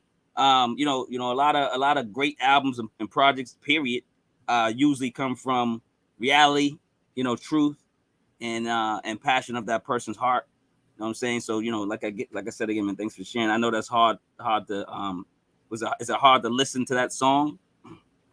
Nah, honestly, nah, man. If I recorded that like when everything was going down, hell yeah, I probably wouldn't even make that shit. But it took time to make that, you know what I mean? And you think about this too. Think about like all the goats, all the like the greatest rappers of all time. Think of like the Biggies, the Pacs, the Nas, the Eminems, the Jay-Z's. It's like their life story. You know what I'm saying? Like somewhat their family, how they grew up. And one of the reasons my music is so personal, because I want them to get to know me. You know what I mean? So yeah, that's one of my joints.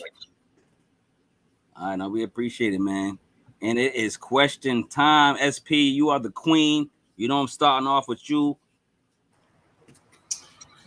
So I'm going to be a little off album, but if you were a hip hop artist, what would you be? If I wasn't a hip hop artist, what would you be doing right now? Man, let me think about that.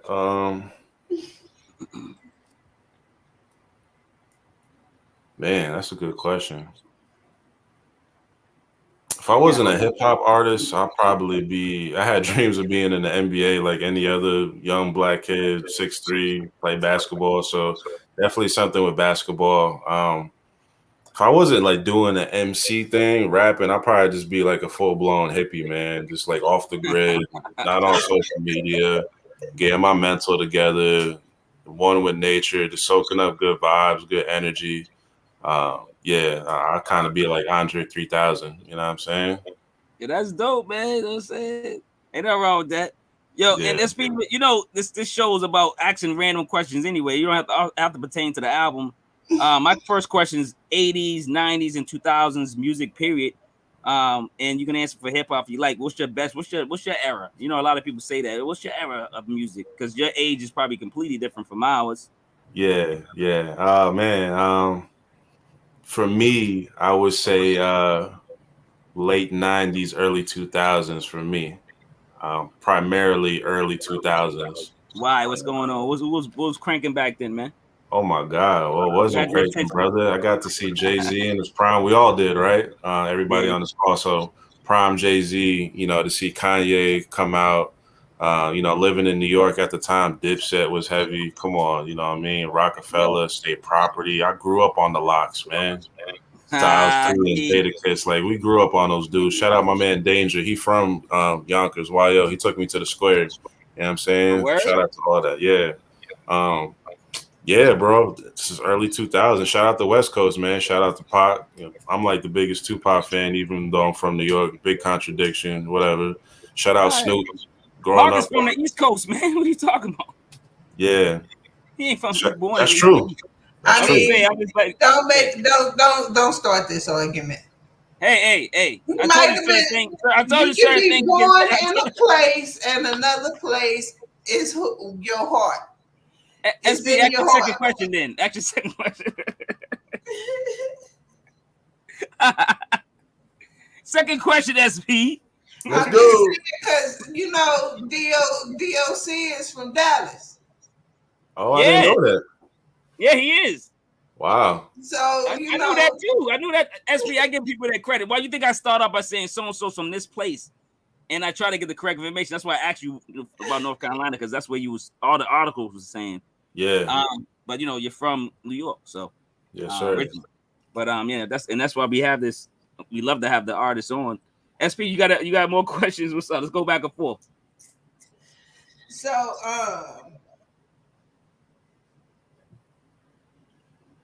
most people make music, just for themselves, right? But it seems in your music that you have a purpose. What's your aim for the audience to take in from your music? I love that question. I've been making music for a very long time. I ain't gonna say I took a hiatus, but I had some real stuff going on to the point where I wasn't putting out albums. I was putting out songs. One of the reasons why I got back into it, full throttle, all in. I'm a storyteller. I'm gonna tell some stories. This is my testimony while I'm on earth. This is the testimony of my friends and family, the times that we in, George Floyd, talk about him on the album. This is like a time capsule, you know what I mean? Like I got a song, Make the Darkness Bright.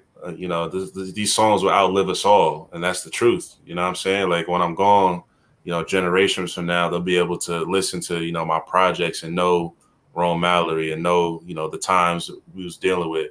So like you said, SB, my purpose is, a testimony to inspire, to uplift, to make people think.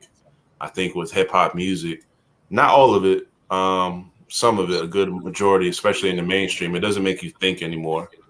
So I pride myself in, making the listener think, what I'm saying, making them feel a certain way, forcing them to react. So yeah, that's a good question. I like that. No, I love that, man. Where do you see, America in the years to come, man? I can tell you're into, what's going on. You have a, the pen on it, through your lyrics and stuff, your content. You're socially, aware. So where do you see America going, man? It's like you said, it's the racism is increased, the sexism is increased. They fucking up the laws. Whatever's going on. Like, what do you think? The judge system is fucking corrupt. Like, where you going with that? What do you think in a couple of years? Where we gonna be at? We have to move. What's up? Let's go to Ghana, man. Let's go to Puerto Rico. We out. Let me know. Yeah, but man, honestly, I think it could go two ways. One way, it could go. This is like the generation of change, right? Like when George Floyd passed away, literally every state was protesting, and that's like the first time in history where every state was protesting. And the power of social media is like one voice, right? We control the narrative now. It's not like back in the day in the 90s where you just got the Source magazine and the newspaper and the TV and that's it. Like, there's so much information. And, a lot of times with the media narratives, it's only one side. But, what we see that, from your own phone, you could show the truth. But I say that to say this. One direction it could go it could go really good. You know what I'm saying? We could be the change that we want to see. You know what I mean? The protests in every state, that said a lot to me. The younger generation, I'm not going to say racism is not with younger people, because it is, but I feel like it's really stronger with the older, white folks, because that's how they're raised, right? They were alive during those times, and their parents probably passed it on to them. Racism is taught, right? So I think that we have the potential to change a lot of shit to make it what it should be. On the flip side to it, the shit can burn up. You know what I mean? Shit could burn up. Yep. Like all out war. Yeah, it could be a race war. You know what I'm saying? Because we tired of getting killed and turning the other cheek. You know what I'm saying? Like we have every right to defend ourselves. These cops keep killing us. These jobs keep denying us. Systematic racism. You know what I'm saying? And nothing against people who their sexual preference, but some of those people have more rights than African Americans. You know what I'm saying? And personally, I think everybody should be treated equally. Everybody should have rights. So, but when you alienate a certain group, you force them to react, and it's tough too, man, because it's like there's a lot of self-hate within our community as well. Like the black man is always on defense. You know what I'm saying? We on defense from our own kind, black on black crime, Yep. Police, racism. It's like, where do we get a break? So, it's kind of a wild card, bro. It's a question mark. I think we kind of could dictate our own path, but we kind of got to smarten up and get on the same page. You know what I mean? I really want black people to lose that black on black crime from their vocabulary. There's no such thing as black on black crime, because every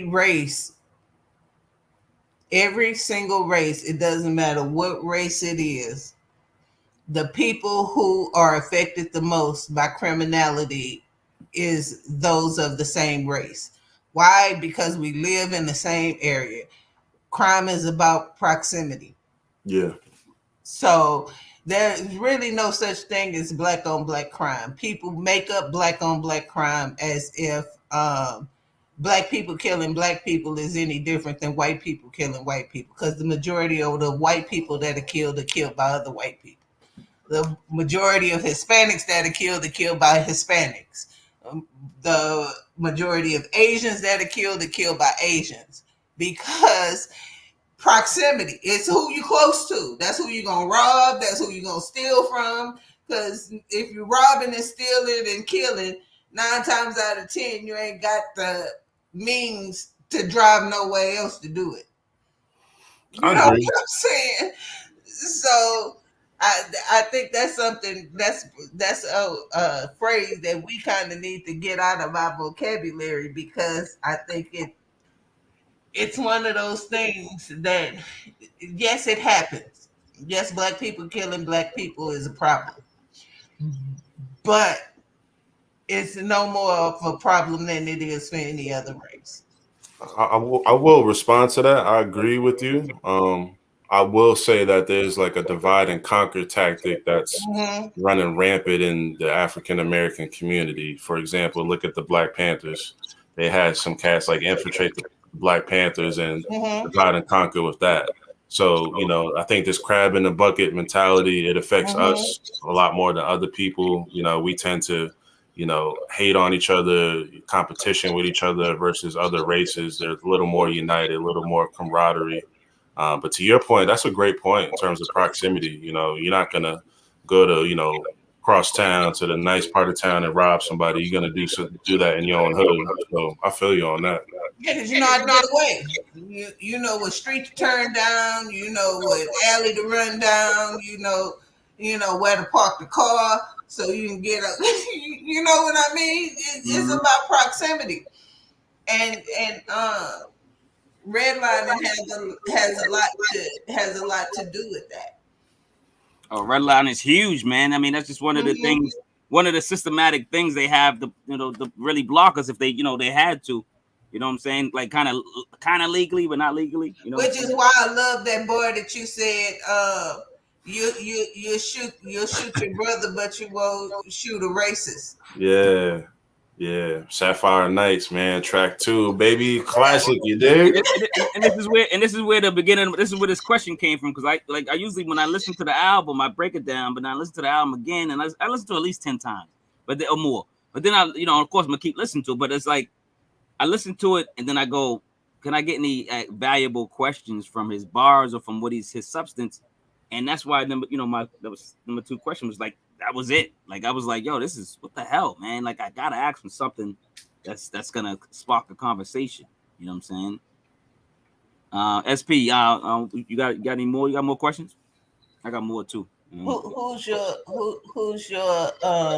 superhero alter ego? Ooh, my superhero alter ego, man. Man. How do I want to go about this?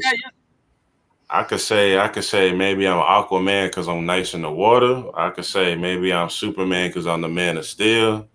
Maybe I could say I'm like Black Panther. Rest in peace, Chadwick Boseman. Oh man. I would say Wolverine, because it's hard to kill Wolverine. You can shoot him a million times, beat him up. You're gonna heal up and you're gonna come back stronger. If you know my story, I'm Wolverine, baby. You can't knock me down. You got to put one in my head to knock me down. I'm gonna get back up. Real nigga always get back up. Wolverine, Weapon That's X. a great selection, yo. That's a great, because like you get the heal, because Wolverine's kind of like Black, man. You got to heal. He gets fucked up, but then he heals, man. He keeps healing. Wolverine's Black, bro. I don't care what you say, man. Yo, we gotta start a hashtag. Wolverine's Black tonight. I'm gonna do the racial draft, and I'm taking Wolverine with the first pick. Wolverine, yeah. The racial draft. Yeah. Yo, Rome, is lyricism in a great place, man? I know it is what you hear, but what do you think? Are you listening to some other great MCs? Or? In the mainstream, no. For the most part, exactly, no. Nope. Yeah. You do got your exceptions, of course, right? The Kendricks, the Coles, Skyzoo, etc. Underground is thriving with lyricism. It's super dope to be tapped in with the community. Underground. So if you want bars, you want lyricism, it's there. You just got to look a little harder. You know what I'm saying? So underground. Tap into Patty Honcho, man. Just look up that name, man. There's a whole bunch of MCs I could just name off. They're gonna be on the show next, so he's in my head. Yo, shout out to Numbs. Me and him got a joint. I'm working on some things. I'm trying to get Patty on the next joint. Trying to get Know It All on the next joint. Yeah, new MCs, man. I'm telling you, I Am God's another MC that's new out. Like you said, Backwood Sweetie. Like there's so many people in our circle that we love to build up, and they were friends. You know what I'm saying? They build us up, we build them up. We love the way they support each other. They support. That's why I fell in love. Yeah, I fell in love with them and like that. I'm like, wow, they supporting each other. They on spaces. Yeah. They're doing, all this stuff. Oh man, I love this crowd, this new group of MCs, man. Because I'm always of the mind, if it's 1,000 of y'all and all of y'all are supporting each other, imagine the moves y'all can make. Yeah, power in numbers, baby. It's a tribe. It's a community. Already. Yeah, facts. Yep. So for me, when I listen to hip hop, I don't necessarily call y'all rappers. I think rappers are the people who are on the radio. I think y'all are hip hop artists because the ability to paint a picture is nothing that you can hear just on radio today. Mm-hmm. That's me. What do you think separates you from other rappers? Great question. Kind of like what I mentioned earlier. Can't nobody tell your story better than you. There's a billion people on this planet, but guess what? There's only one Rome Mallory, man. And that's reflected in my music. You know what I'm saying? If I was an artist just talking about the generic stuff, the surface level stuff, it's easy to get confused. But when you hear Rome Mallory, you know Rome Mallory's story, you know his perspective, you know the sauce and all that. So it's me. I'm truly giving you me on wax. You know what I mean? So that separates me. Just the content, man. What separates a hip hop artist and a rapper? I was talking about this recently. I feel like a rapper is very limited with their subject matter. You know what I'm saying? They could give you a lot of mixtape bars, punchlines, which is dope. But I feel like a hip hop artist is like Picasso. He's gonna paint that sonic painting with very vibrant colors. You know what I'm saying? And different colors at that, not just one or two, with the whole spectrum. There's a lot of versatility, a lot of range, not only in the bars, but in the production as well. You know, peace to the cast that, you know, have the same cadence throughout the whole project in terms of beats. I'm not mad at that, but I want to hear more. You know what I'm saying?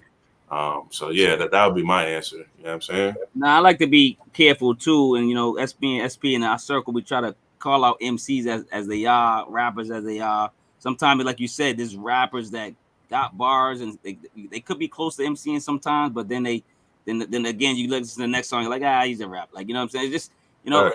I get it. So you got to really be careful. And, you know, I don't like to really categorize a lot of stuff because that's again splitting people up and splitting black community, whatever. But when it comes to like MCing, rapping, if you want to be top tier, and this is like that's what hip hop's about. If you saying I'm the best, I'm New York, whatever, East or whatever it is, then you got to have the criteria of what hip hop is. And you can't be a trap rapper. I'm sorry, you can't get album of the year if you're a trap rapper. You just can't. Nah, not at all. It's not hip hop. On the flip side to that, just because you're a conscious MC doesn't make you automatically dope. You're not gonna get the album of the year either because you might be Shay Noor. I love Shay Noor, but I'm just saying just because you're a conscious rapper don't mean you get an album of the year. But you know what I'm saying? And I want to change the people saying conscious rapper because y'all would never sleep. Bars, I like that. Yeah, she be throwing bars on here, man. I don't know what's going on. I think we gonna start calling. I think we should take our own labeling back and just call y'all griot. Griot? What's griot? Griot. What's griot? It is the storytellers. It is the okay.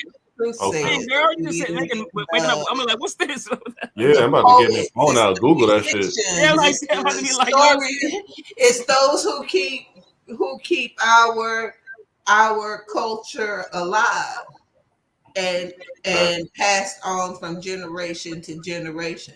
I think we should take back our own verbiage and instead of letting other people label us, label ourselves, because y'all are more than conscious rappers. You're more than just you're not woke.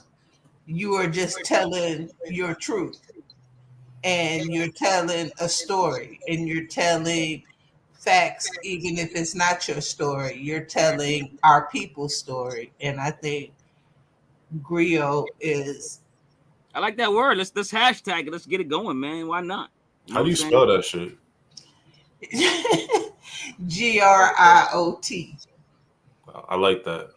Yo, let's do it, man. Shout out to Taj Malik, another MC that y'all need to look out for, man. Got a lot of great projects, man. He works with Jamal Johnson once in a while. You know what I'm saying? Another hot producer. And he's just a dope MC. Taj Malik. He's from Boston, actually. But he lives down south now, I believe, in Florida.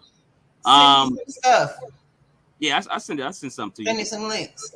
I will. I got a question for you, my man. We talk about this all the time on this podcast, man. When's album of the year cut off, man? Like, so if you put out an album at the end of the year, when can we cut you off and not have you in a link for that? Man, I think the album of the year cutoff should be, I would say November, man. I say November. You know what I'm saying? December, it's like if it comes out then, that's kind of blends the line with January. So for 22, you know, if it's past November 31st, I really would consider it for album of the year. You know what I mean? But play devil's advocate, album of the year. What's gonna tell you if an album's dope if it's gonna stand the test of time, right? Protect the Inner Peace came out in May. It's still rocking, and it's July. It's gonna, you know, it's aging well. You know what I'm saying? So even in the fourth quarter, it's still gonna age. Knock on wood, you know, I'm dropping fourth quarter as well. New shit, world premiere. World premiere. World premiere. I don't got no machine yet. Yeah, you gotta make your own. You gotta make your own noise. Yeah. I think that's why a lot of people drop in the summer and towards the fall, because I don't even consider December releases. And actually after about the 15th of November, I don't consider them either, because I don't think it's fair. Because if a song you live with an album for January and then you're gonna put something out November 30th, and it's supposed to be hot, like you know, I haven't had enough time to live with your album to see if I'm still gonna keep going back to it. Yeah, we talk about the Magic debate, right? So Magic could be considered album of the year this year. Magic from Nas, right? Oh yeah, true. But nobody's really saying that though. Who could be mad? And people gonna be mad. Oh, give out that shit. Give out that shit. Like, think about it. Like, right? Yeah. For me, but I'm just saying, it's not even. I don't want to hear no beef. From this year, it's not even in my top 10. You don't like Magic? Didn't like that album? I love that album, but okay. This year is too much fire for it. I'm just saying, like, if that comes to the, this is the closest probably an album we're gonna have this conversation, because like Nas, everyone loves this album. So do we carry it over to 2022? If I was still listening to it, I would. Okay. My thing is, if it comes out at the end of the year, you can't say it's an album of the year because it hasn't been out the whole year, right? Yeah. But I'm not still listening to that album. It has to still be with me at the end. It's relevant for me. I still listen to that album. I really like that album. I'm not still listening to that album. I've kind of moved on. If it's not kind of like Kendrick's album, I listen to Kendrick's album. I like Kendrick's album. I'm probably not going back to it. You're better than me because I'm not going back to it after the first listen. I don't know how many times you listened to it, but I listened to it a few times because there's some joints on there, man. I took like 2 joints off there. I ain't gonna lie. I took 2 joints and they in my rotation. One of those albums that grew on me. Yeah, and I'm gonna have to go back to it eventually because I do like Kendrick. I'm not hating on him. It's like we talked about earlier. Every album's not gonna be a great album. Sorry. Yeah, it was just one of those albums that grew on me. I was like, oh, okay. Just the bar was set so high with all the classics he put out before. So if there's anything underneath that, he's gonna get crucified. You know what I'm saying? Yeah, see, and for me, we shouldn't do that. We shouldn't do that with artists, though. I don't have it. I listen to each project as individually, right? Entity. And that's what I do. The same thing. You can't compare it. You can't compare out like a Nas album to another Nas album. You're not supposed to. You're supposed to listen to it entirely as that body of work, and then you can after that maybe you can compare them after that. So if you score 1 to 4 and 1 to 5, of course you're gonna say this one's better. You know what I'm saying? I get that, but you gotta. You can't listen to Magic and think about Illmatic. You can't. That's true. You can't. That's true. That means you're cheating yourself, the artist, everybody.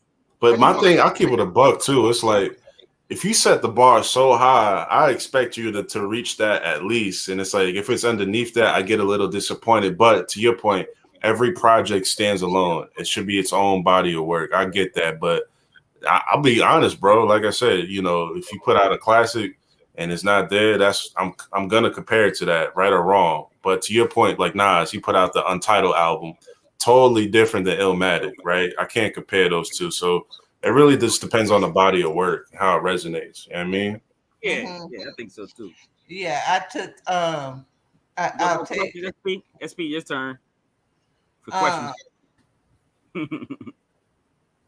So okay, this is tell me something that nobody knows about you. You gotta get this dude arrested, man. I ain't trying to go to jail. Not nothing deep, like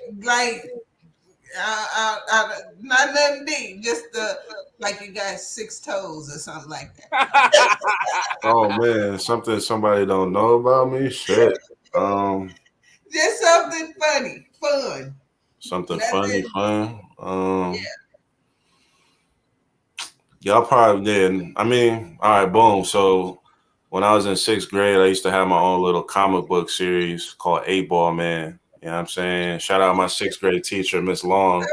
Oh, She made us get like these composition notebooks, and she wanted us to like channel our creativity. And I kind of looking back on it, yeah, boom, my man be knowing. I Facts. still got him. I still use him. I use him for my reviews. Dope.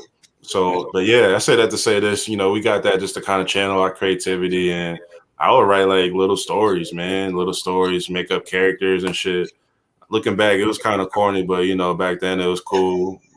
And my teacher saw it. She's like, "Damn, the You don't other remember her kid." name? She sparked your artistry, whatever. I can make up words. Yeah. She sparked you. She sparked your energy and gave you some flair and some confidence. And you still remember that to this day. And that probably was a big part of who you are today. You know it is.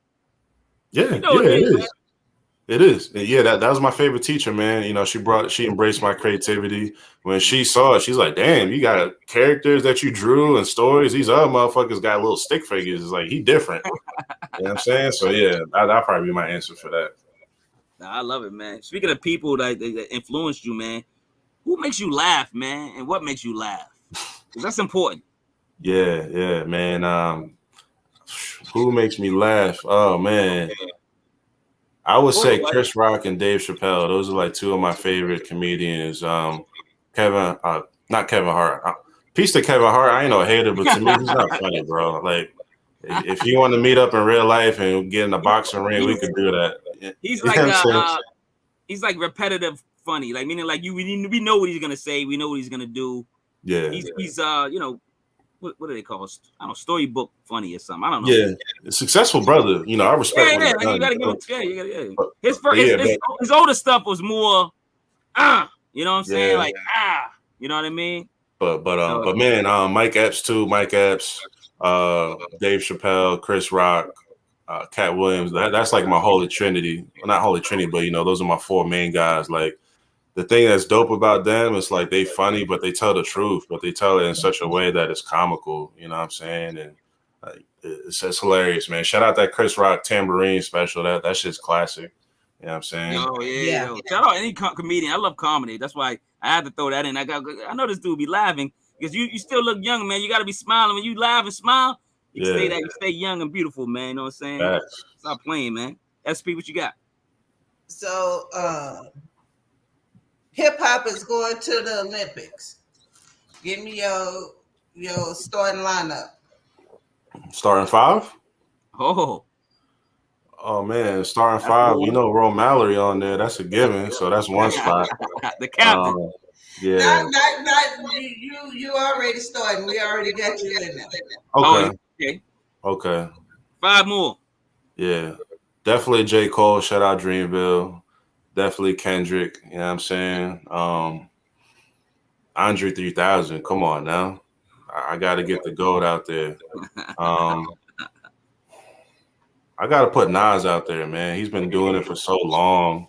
It's incredible. I was thinking about this the other day. Like, Illmatic came out in 94 and it's 2022 and we still talking about him. He's still relevant. Like, he might have the best career ever. You know what I'm saying? He look 20. He still look like he's 20 though, too. Yeah. This nigga don't got no fucking grades. Like, bro, I got more grades than Nas and I'm way younger. Like, make it make sense. So yeah. No, I mean, I love you, Nas. Sorry. Tell us your secret. Tell us your secret, alien. Right. The most expensive thing in the world is being broke. Damn.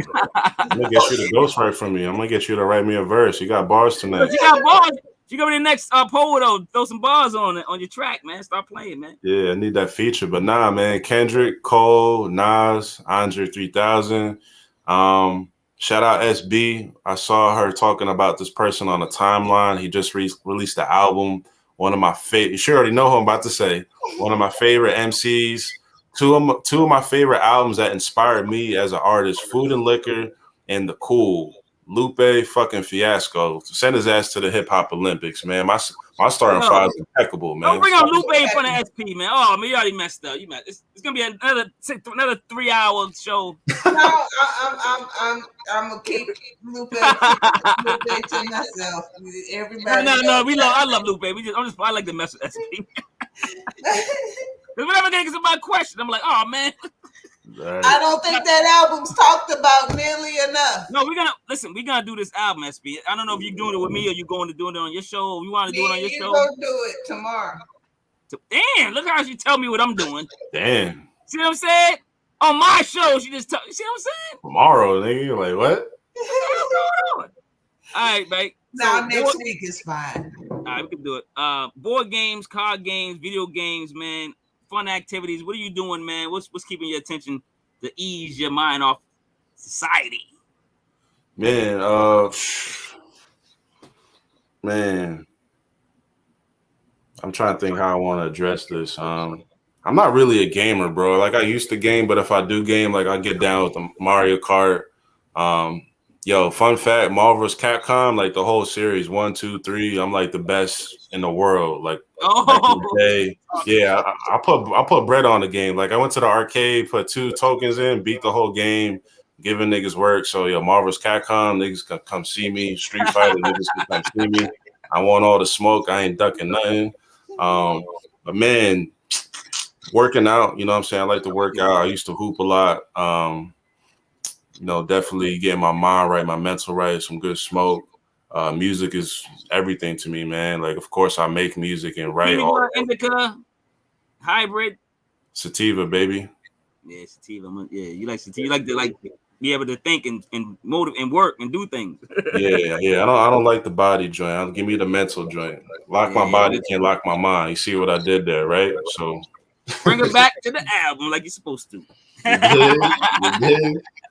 But yeah, I'm starting to get more in tune with nature, man. Just, you know, like hiking, going on walks and shit. I've been doing a lot of shopping, man. Like I'm kind of like a hype beast, a sneakerhead. Got the kicks on deck. Oh shit! What are those? Just let me know. I ain't a sneakerhead. I ain't got my daughter is. My daughter's a sneakerhead. Yeah, these are some Jordan 9s, bro. Like the chili red joints. Shit, those are... I just caught. Hold up. I caught. Niggas know about these, the grade 11, the cool grade. Those are nice, dog. Yeah, so I got a lot of tattoos, man. I like art, so you know I got a few different things. Man, I got to do my other sleeve. I'm still working on my other sleeve. I got this whole sleeve. I'm working on this one. I got most of it done. Dope. You know, I'm working on it and stuff with the. You know what I'm saying? You are a Leo, right? Come on, baby. Why don't you explain something? Aren't you a Cancer, SP? When you explain to her about Leos, man, explain to SP about Leos, man. What's up, man? Yo, SB, let me tell you something. Leos make the world go round. We put flair, we put the sauce in the room. Bunch of leaders. We different, you know what I'm saying? Unbelievable, man. You might learn something, you pay attention, you feel me? My mom is a Leo, so Leos are special people. Absolutely. You can't get away from no Leo. Your mom's a Leo. Yeah, my mom is a Leo. I'm a Capricorn. So I got a bar said I'm a Leo, said she a Cancer. You know what I'm saying? Yeah, that's one of my questions. I'm like, I want to mess with SP because I know she's not a Leo. We gotta dominate her right now. We, you know what I'm saying? We the Leo, you know what I'm saying? We Leos, dog. We the king. I peeped the lion tat. Bro. The problem is you fucking with a Capricorn. And the problem with Capricorns is we care very little about most shit. You don't got a lot of fucks to give. I heard you. We care very little about most shit in general.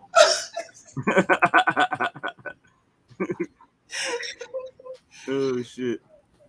Questions? Any more questions? SP, I got 2 more. What you got?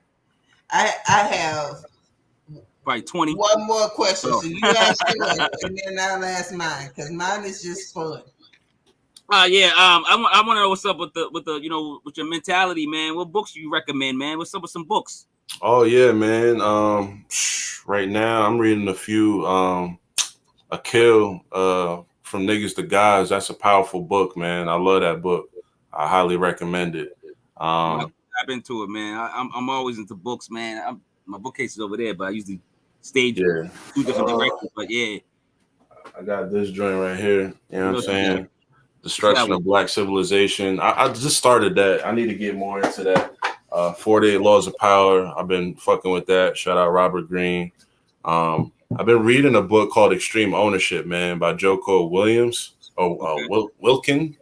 That book is powerful, bro, because it's helped me a lot just in terms of taking responsibility and accountability for my actions and where I'm at in life.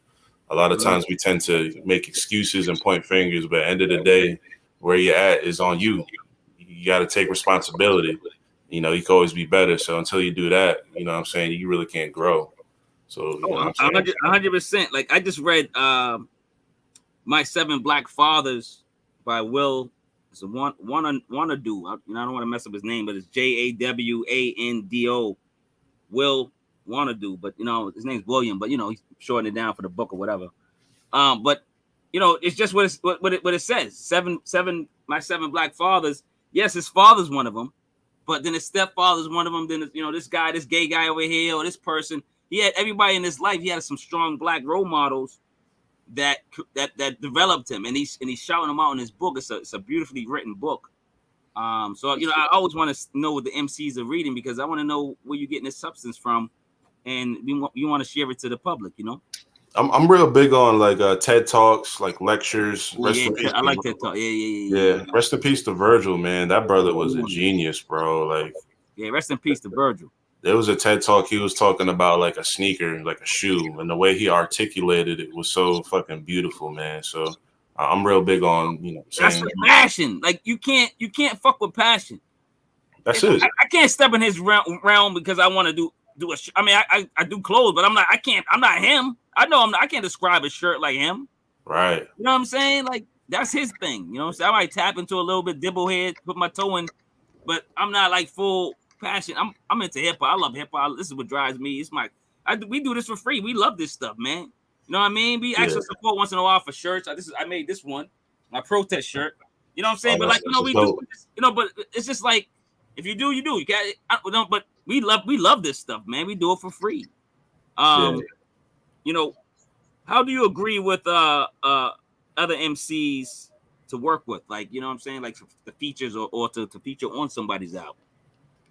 You said how I go about that? Yeah, I mean, because a lot of MCs are selective of going on someone's album or having them on theirs. How does that work? Yeah. For far as the MCs I work with, they got to be a certain caliber, in a few aspects. Like I've had cats locally that want to work, and they haven't even recorded one song, one project, and it's like what? Yeah, I respect it, but at the same time, it's like, bro, I've been in the game for a minute, even though I'm not Jay-Z. Like, I put my work in, and it's like, put out, some bodies of work before, you know what I'm saying, we do a track together just to show me that you're really taking it serious and you're not just trying to clout chase, you know what I'm saying? But in terms of artists that I like to work with, definitely artists that I'm fans of. I'm fan of Backwood Sweetie and Dat Boi Vic and cats that inspire me lyrically. Like, when I listen to the song or the verse, I get the screw face. I'm like, yeah, somebody that's going to inspire me to get my pen game up. You know what I'm saying? So how I go about it, I'm not afraid to reach out. Cats reach out to me, definitely build. There's power in numbers, man. So, I definitely got to be a fan. They got to be talented and, have a body of work as well. You know what I'm saying? Oh, 100%. All right, SB, what you got? One last question. We gotta get this guy out of here. He's gonna kill us. His girlfriend's gonna kill us. What do you read? So I heard what you read for knowledge. What do you read for fun? Ooh, what do I read for fun?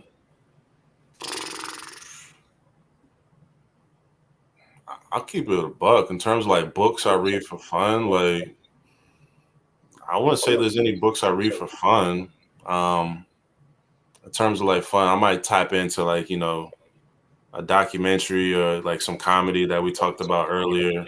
But I can't say that I'm reading any books for fun. I'm into like a lot of self-help stuff like that. But, for fun, my definition of fun, I ain't gonna find that in a book. You know what I'm saying? Not at all. Not at all. Yeah. All right, man. My definition of fun is found in romance novels across the world.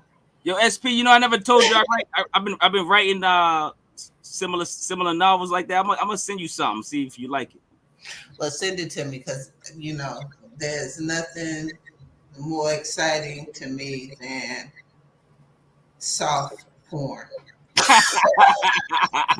For women, it's so mental, man. For men, it's Yo, physical. listen, I got a magic pen. You forget writing like as a rapper, but I can write. So I'm watch next time she gonna be in love with me. Watch what happens. She's gonna be doing your makeup for you next time y'all talk it yeah, up. exactly. You know what I'm saying?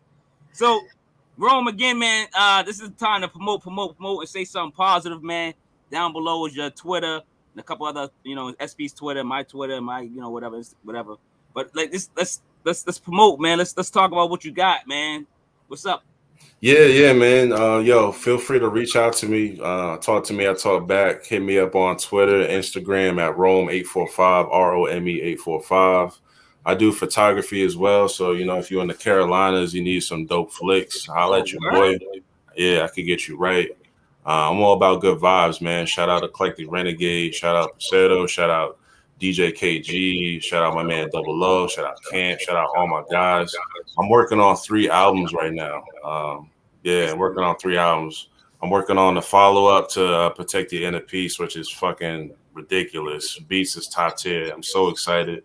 The direction is a little different. I don't want to give too much away, but it's a little different in a good way. It's more like Cypher's on Academy energy, but not 100%. That's all I'll say about that. Okay. I got a project with Paceto, a dope producer out of Argentina on some boom bap shit. I got the joint with Larrin coming, Eclectic Soul. Yeah, man, I'm working. I'm excited. A lot of music coming, good energy. I'm all about change in the community as well. You know what I'm saying? It's a social figure, man. It's more than music. You know what I mean? I'm always down to build, collabo. Got some shirts coming, some merch coming, Protect the Inner Peace shirts, like the Renegade merch. Cat's been reaching out, trying to cop that. I'm getting that together as well. So we just building, man. It's on the up and up. You know what I mean? What you got for some positive words, man? You got to leave the fans with something, man. Oh, yeah, for sure. Man, I got a few. The wait is not punishment. It's preparation. The society that we live in is an instant gratification society. They want it the next day. They want it at that moment. It takes time. So put your work in, and it's gonna come. You know what I'm saying? If you want more, you have to become more, right? Like if you want to become the CEO of a company, you can't have a base level worker's mentality or work ethic. You have to become more.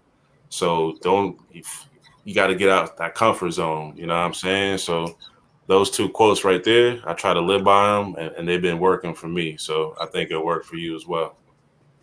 Loving those quotes. SP, man, you always take us out. I always say love over hate, man. Preach, do more love than hate if you can. SP, man, you always take us out with something, some positive words today. See, you be riled up, man. So first, shout out to my Powaful IMPAK family. Go check out Homeboy Sandman. He's on we did an interview with Homeboy Sandman. He's one of the deepest brothers. He talks about being a vegan. He talks about our community. He talks about the power of positivity and using hip hop to heal. And just kind of remember that you can't conquer a system if you don't know how it works. So while you are out there protesting, actually figure out how this system works, because you can't break if you don't know the mechanisms to hit the right button to make this shit blow up. So while you are while you're talking about protesting and finding a black utopia, know that the utopia can't exist if you don't have the knowledge on how to maneuver this system to make it exist. So wow. No, that's facts, man. She just put out your new album. All you gotta do is take that quote and break it down into some bars. Let me get a feature. Let me drop a 16. You don't want to hear me rap. I told SP that we know even that a podcast, our voice is an instrument. So like, start talking with these rappers and get, like I people sample my voice already. I haven't got paid, but I didn't set myself to get paid. A lot of them took it and asked later, but but we gotta set ourselves up for maybe Rome says, hey, one day I want you to say this or won't you do a poem and then I can. You don't want me rapping. Or just talking on it. You know what I'm saying? That's a sad sight. Get your bag, SP. Get your bag. I learned that shit way early. I wouldn't even do that to nobody else.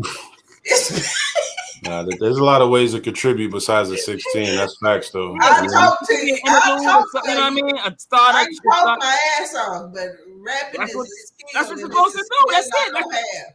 That's your talent. That's what I'm saying.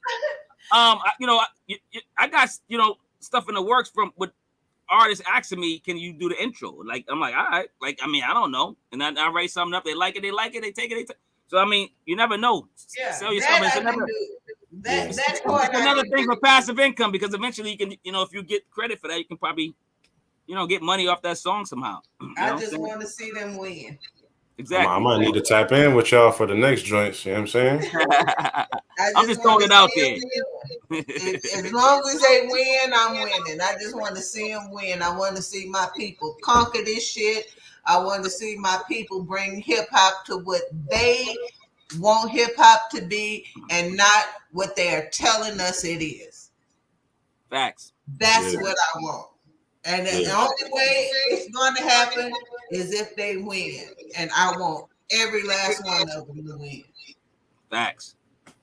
All right, man. She said it best, man. She closed it out, man. Rome Mallory, man. Yo, lyricist, artist, optimist, teacher, professor, character of hip hop, culture of hip hop, curator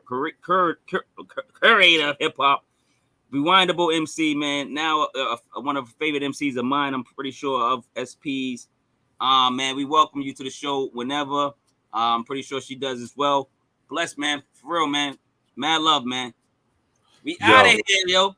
Go listen to the album. Boom. All right, peace, man. We out.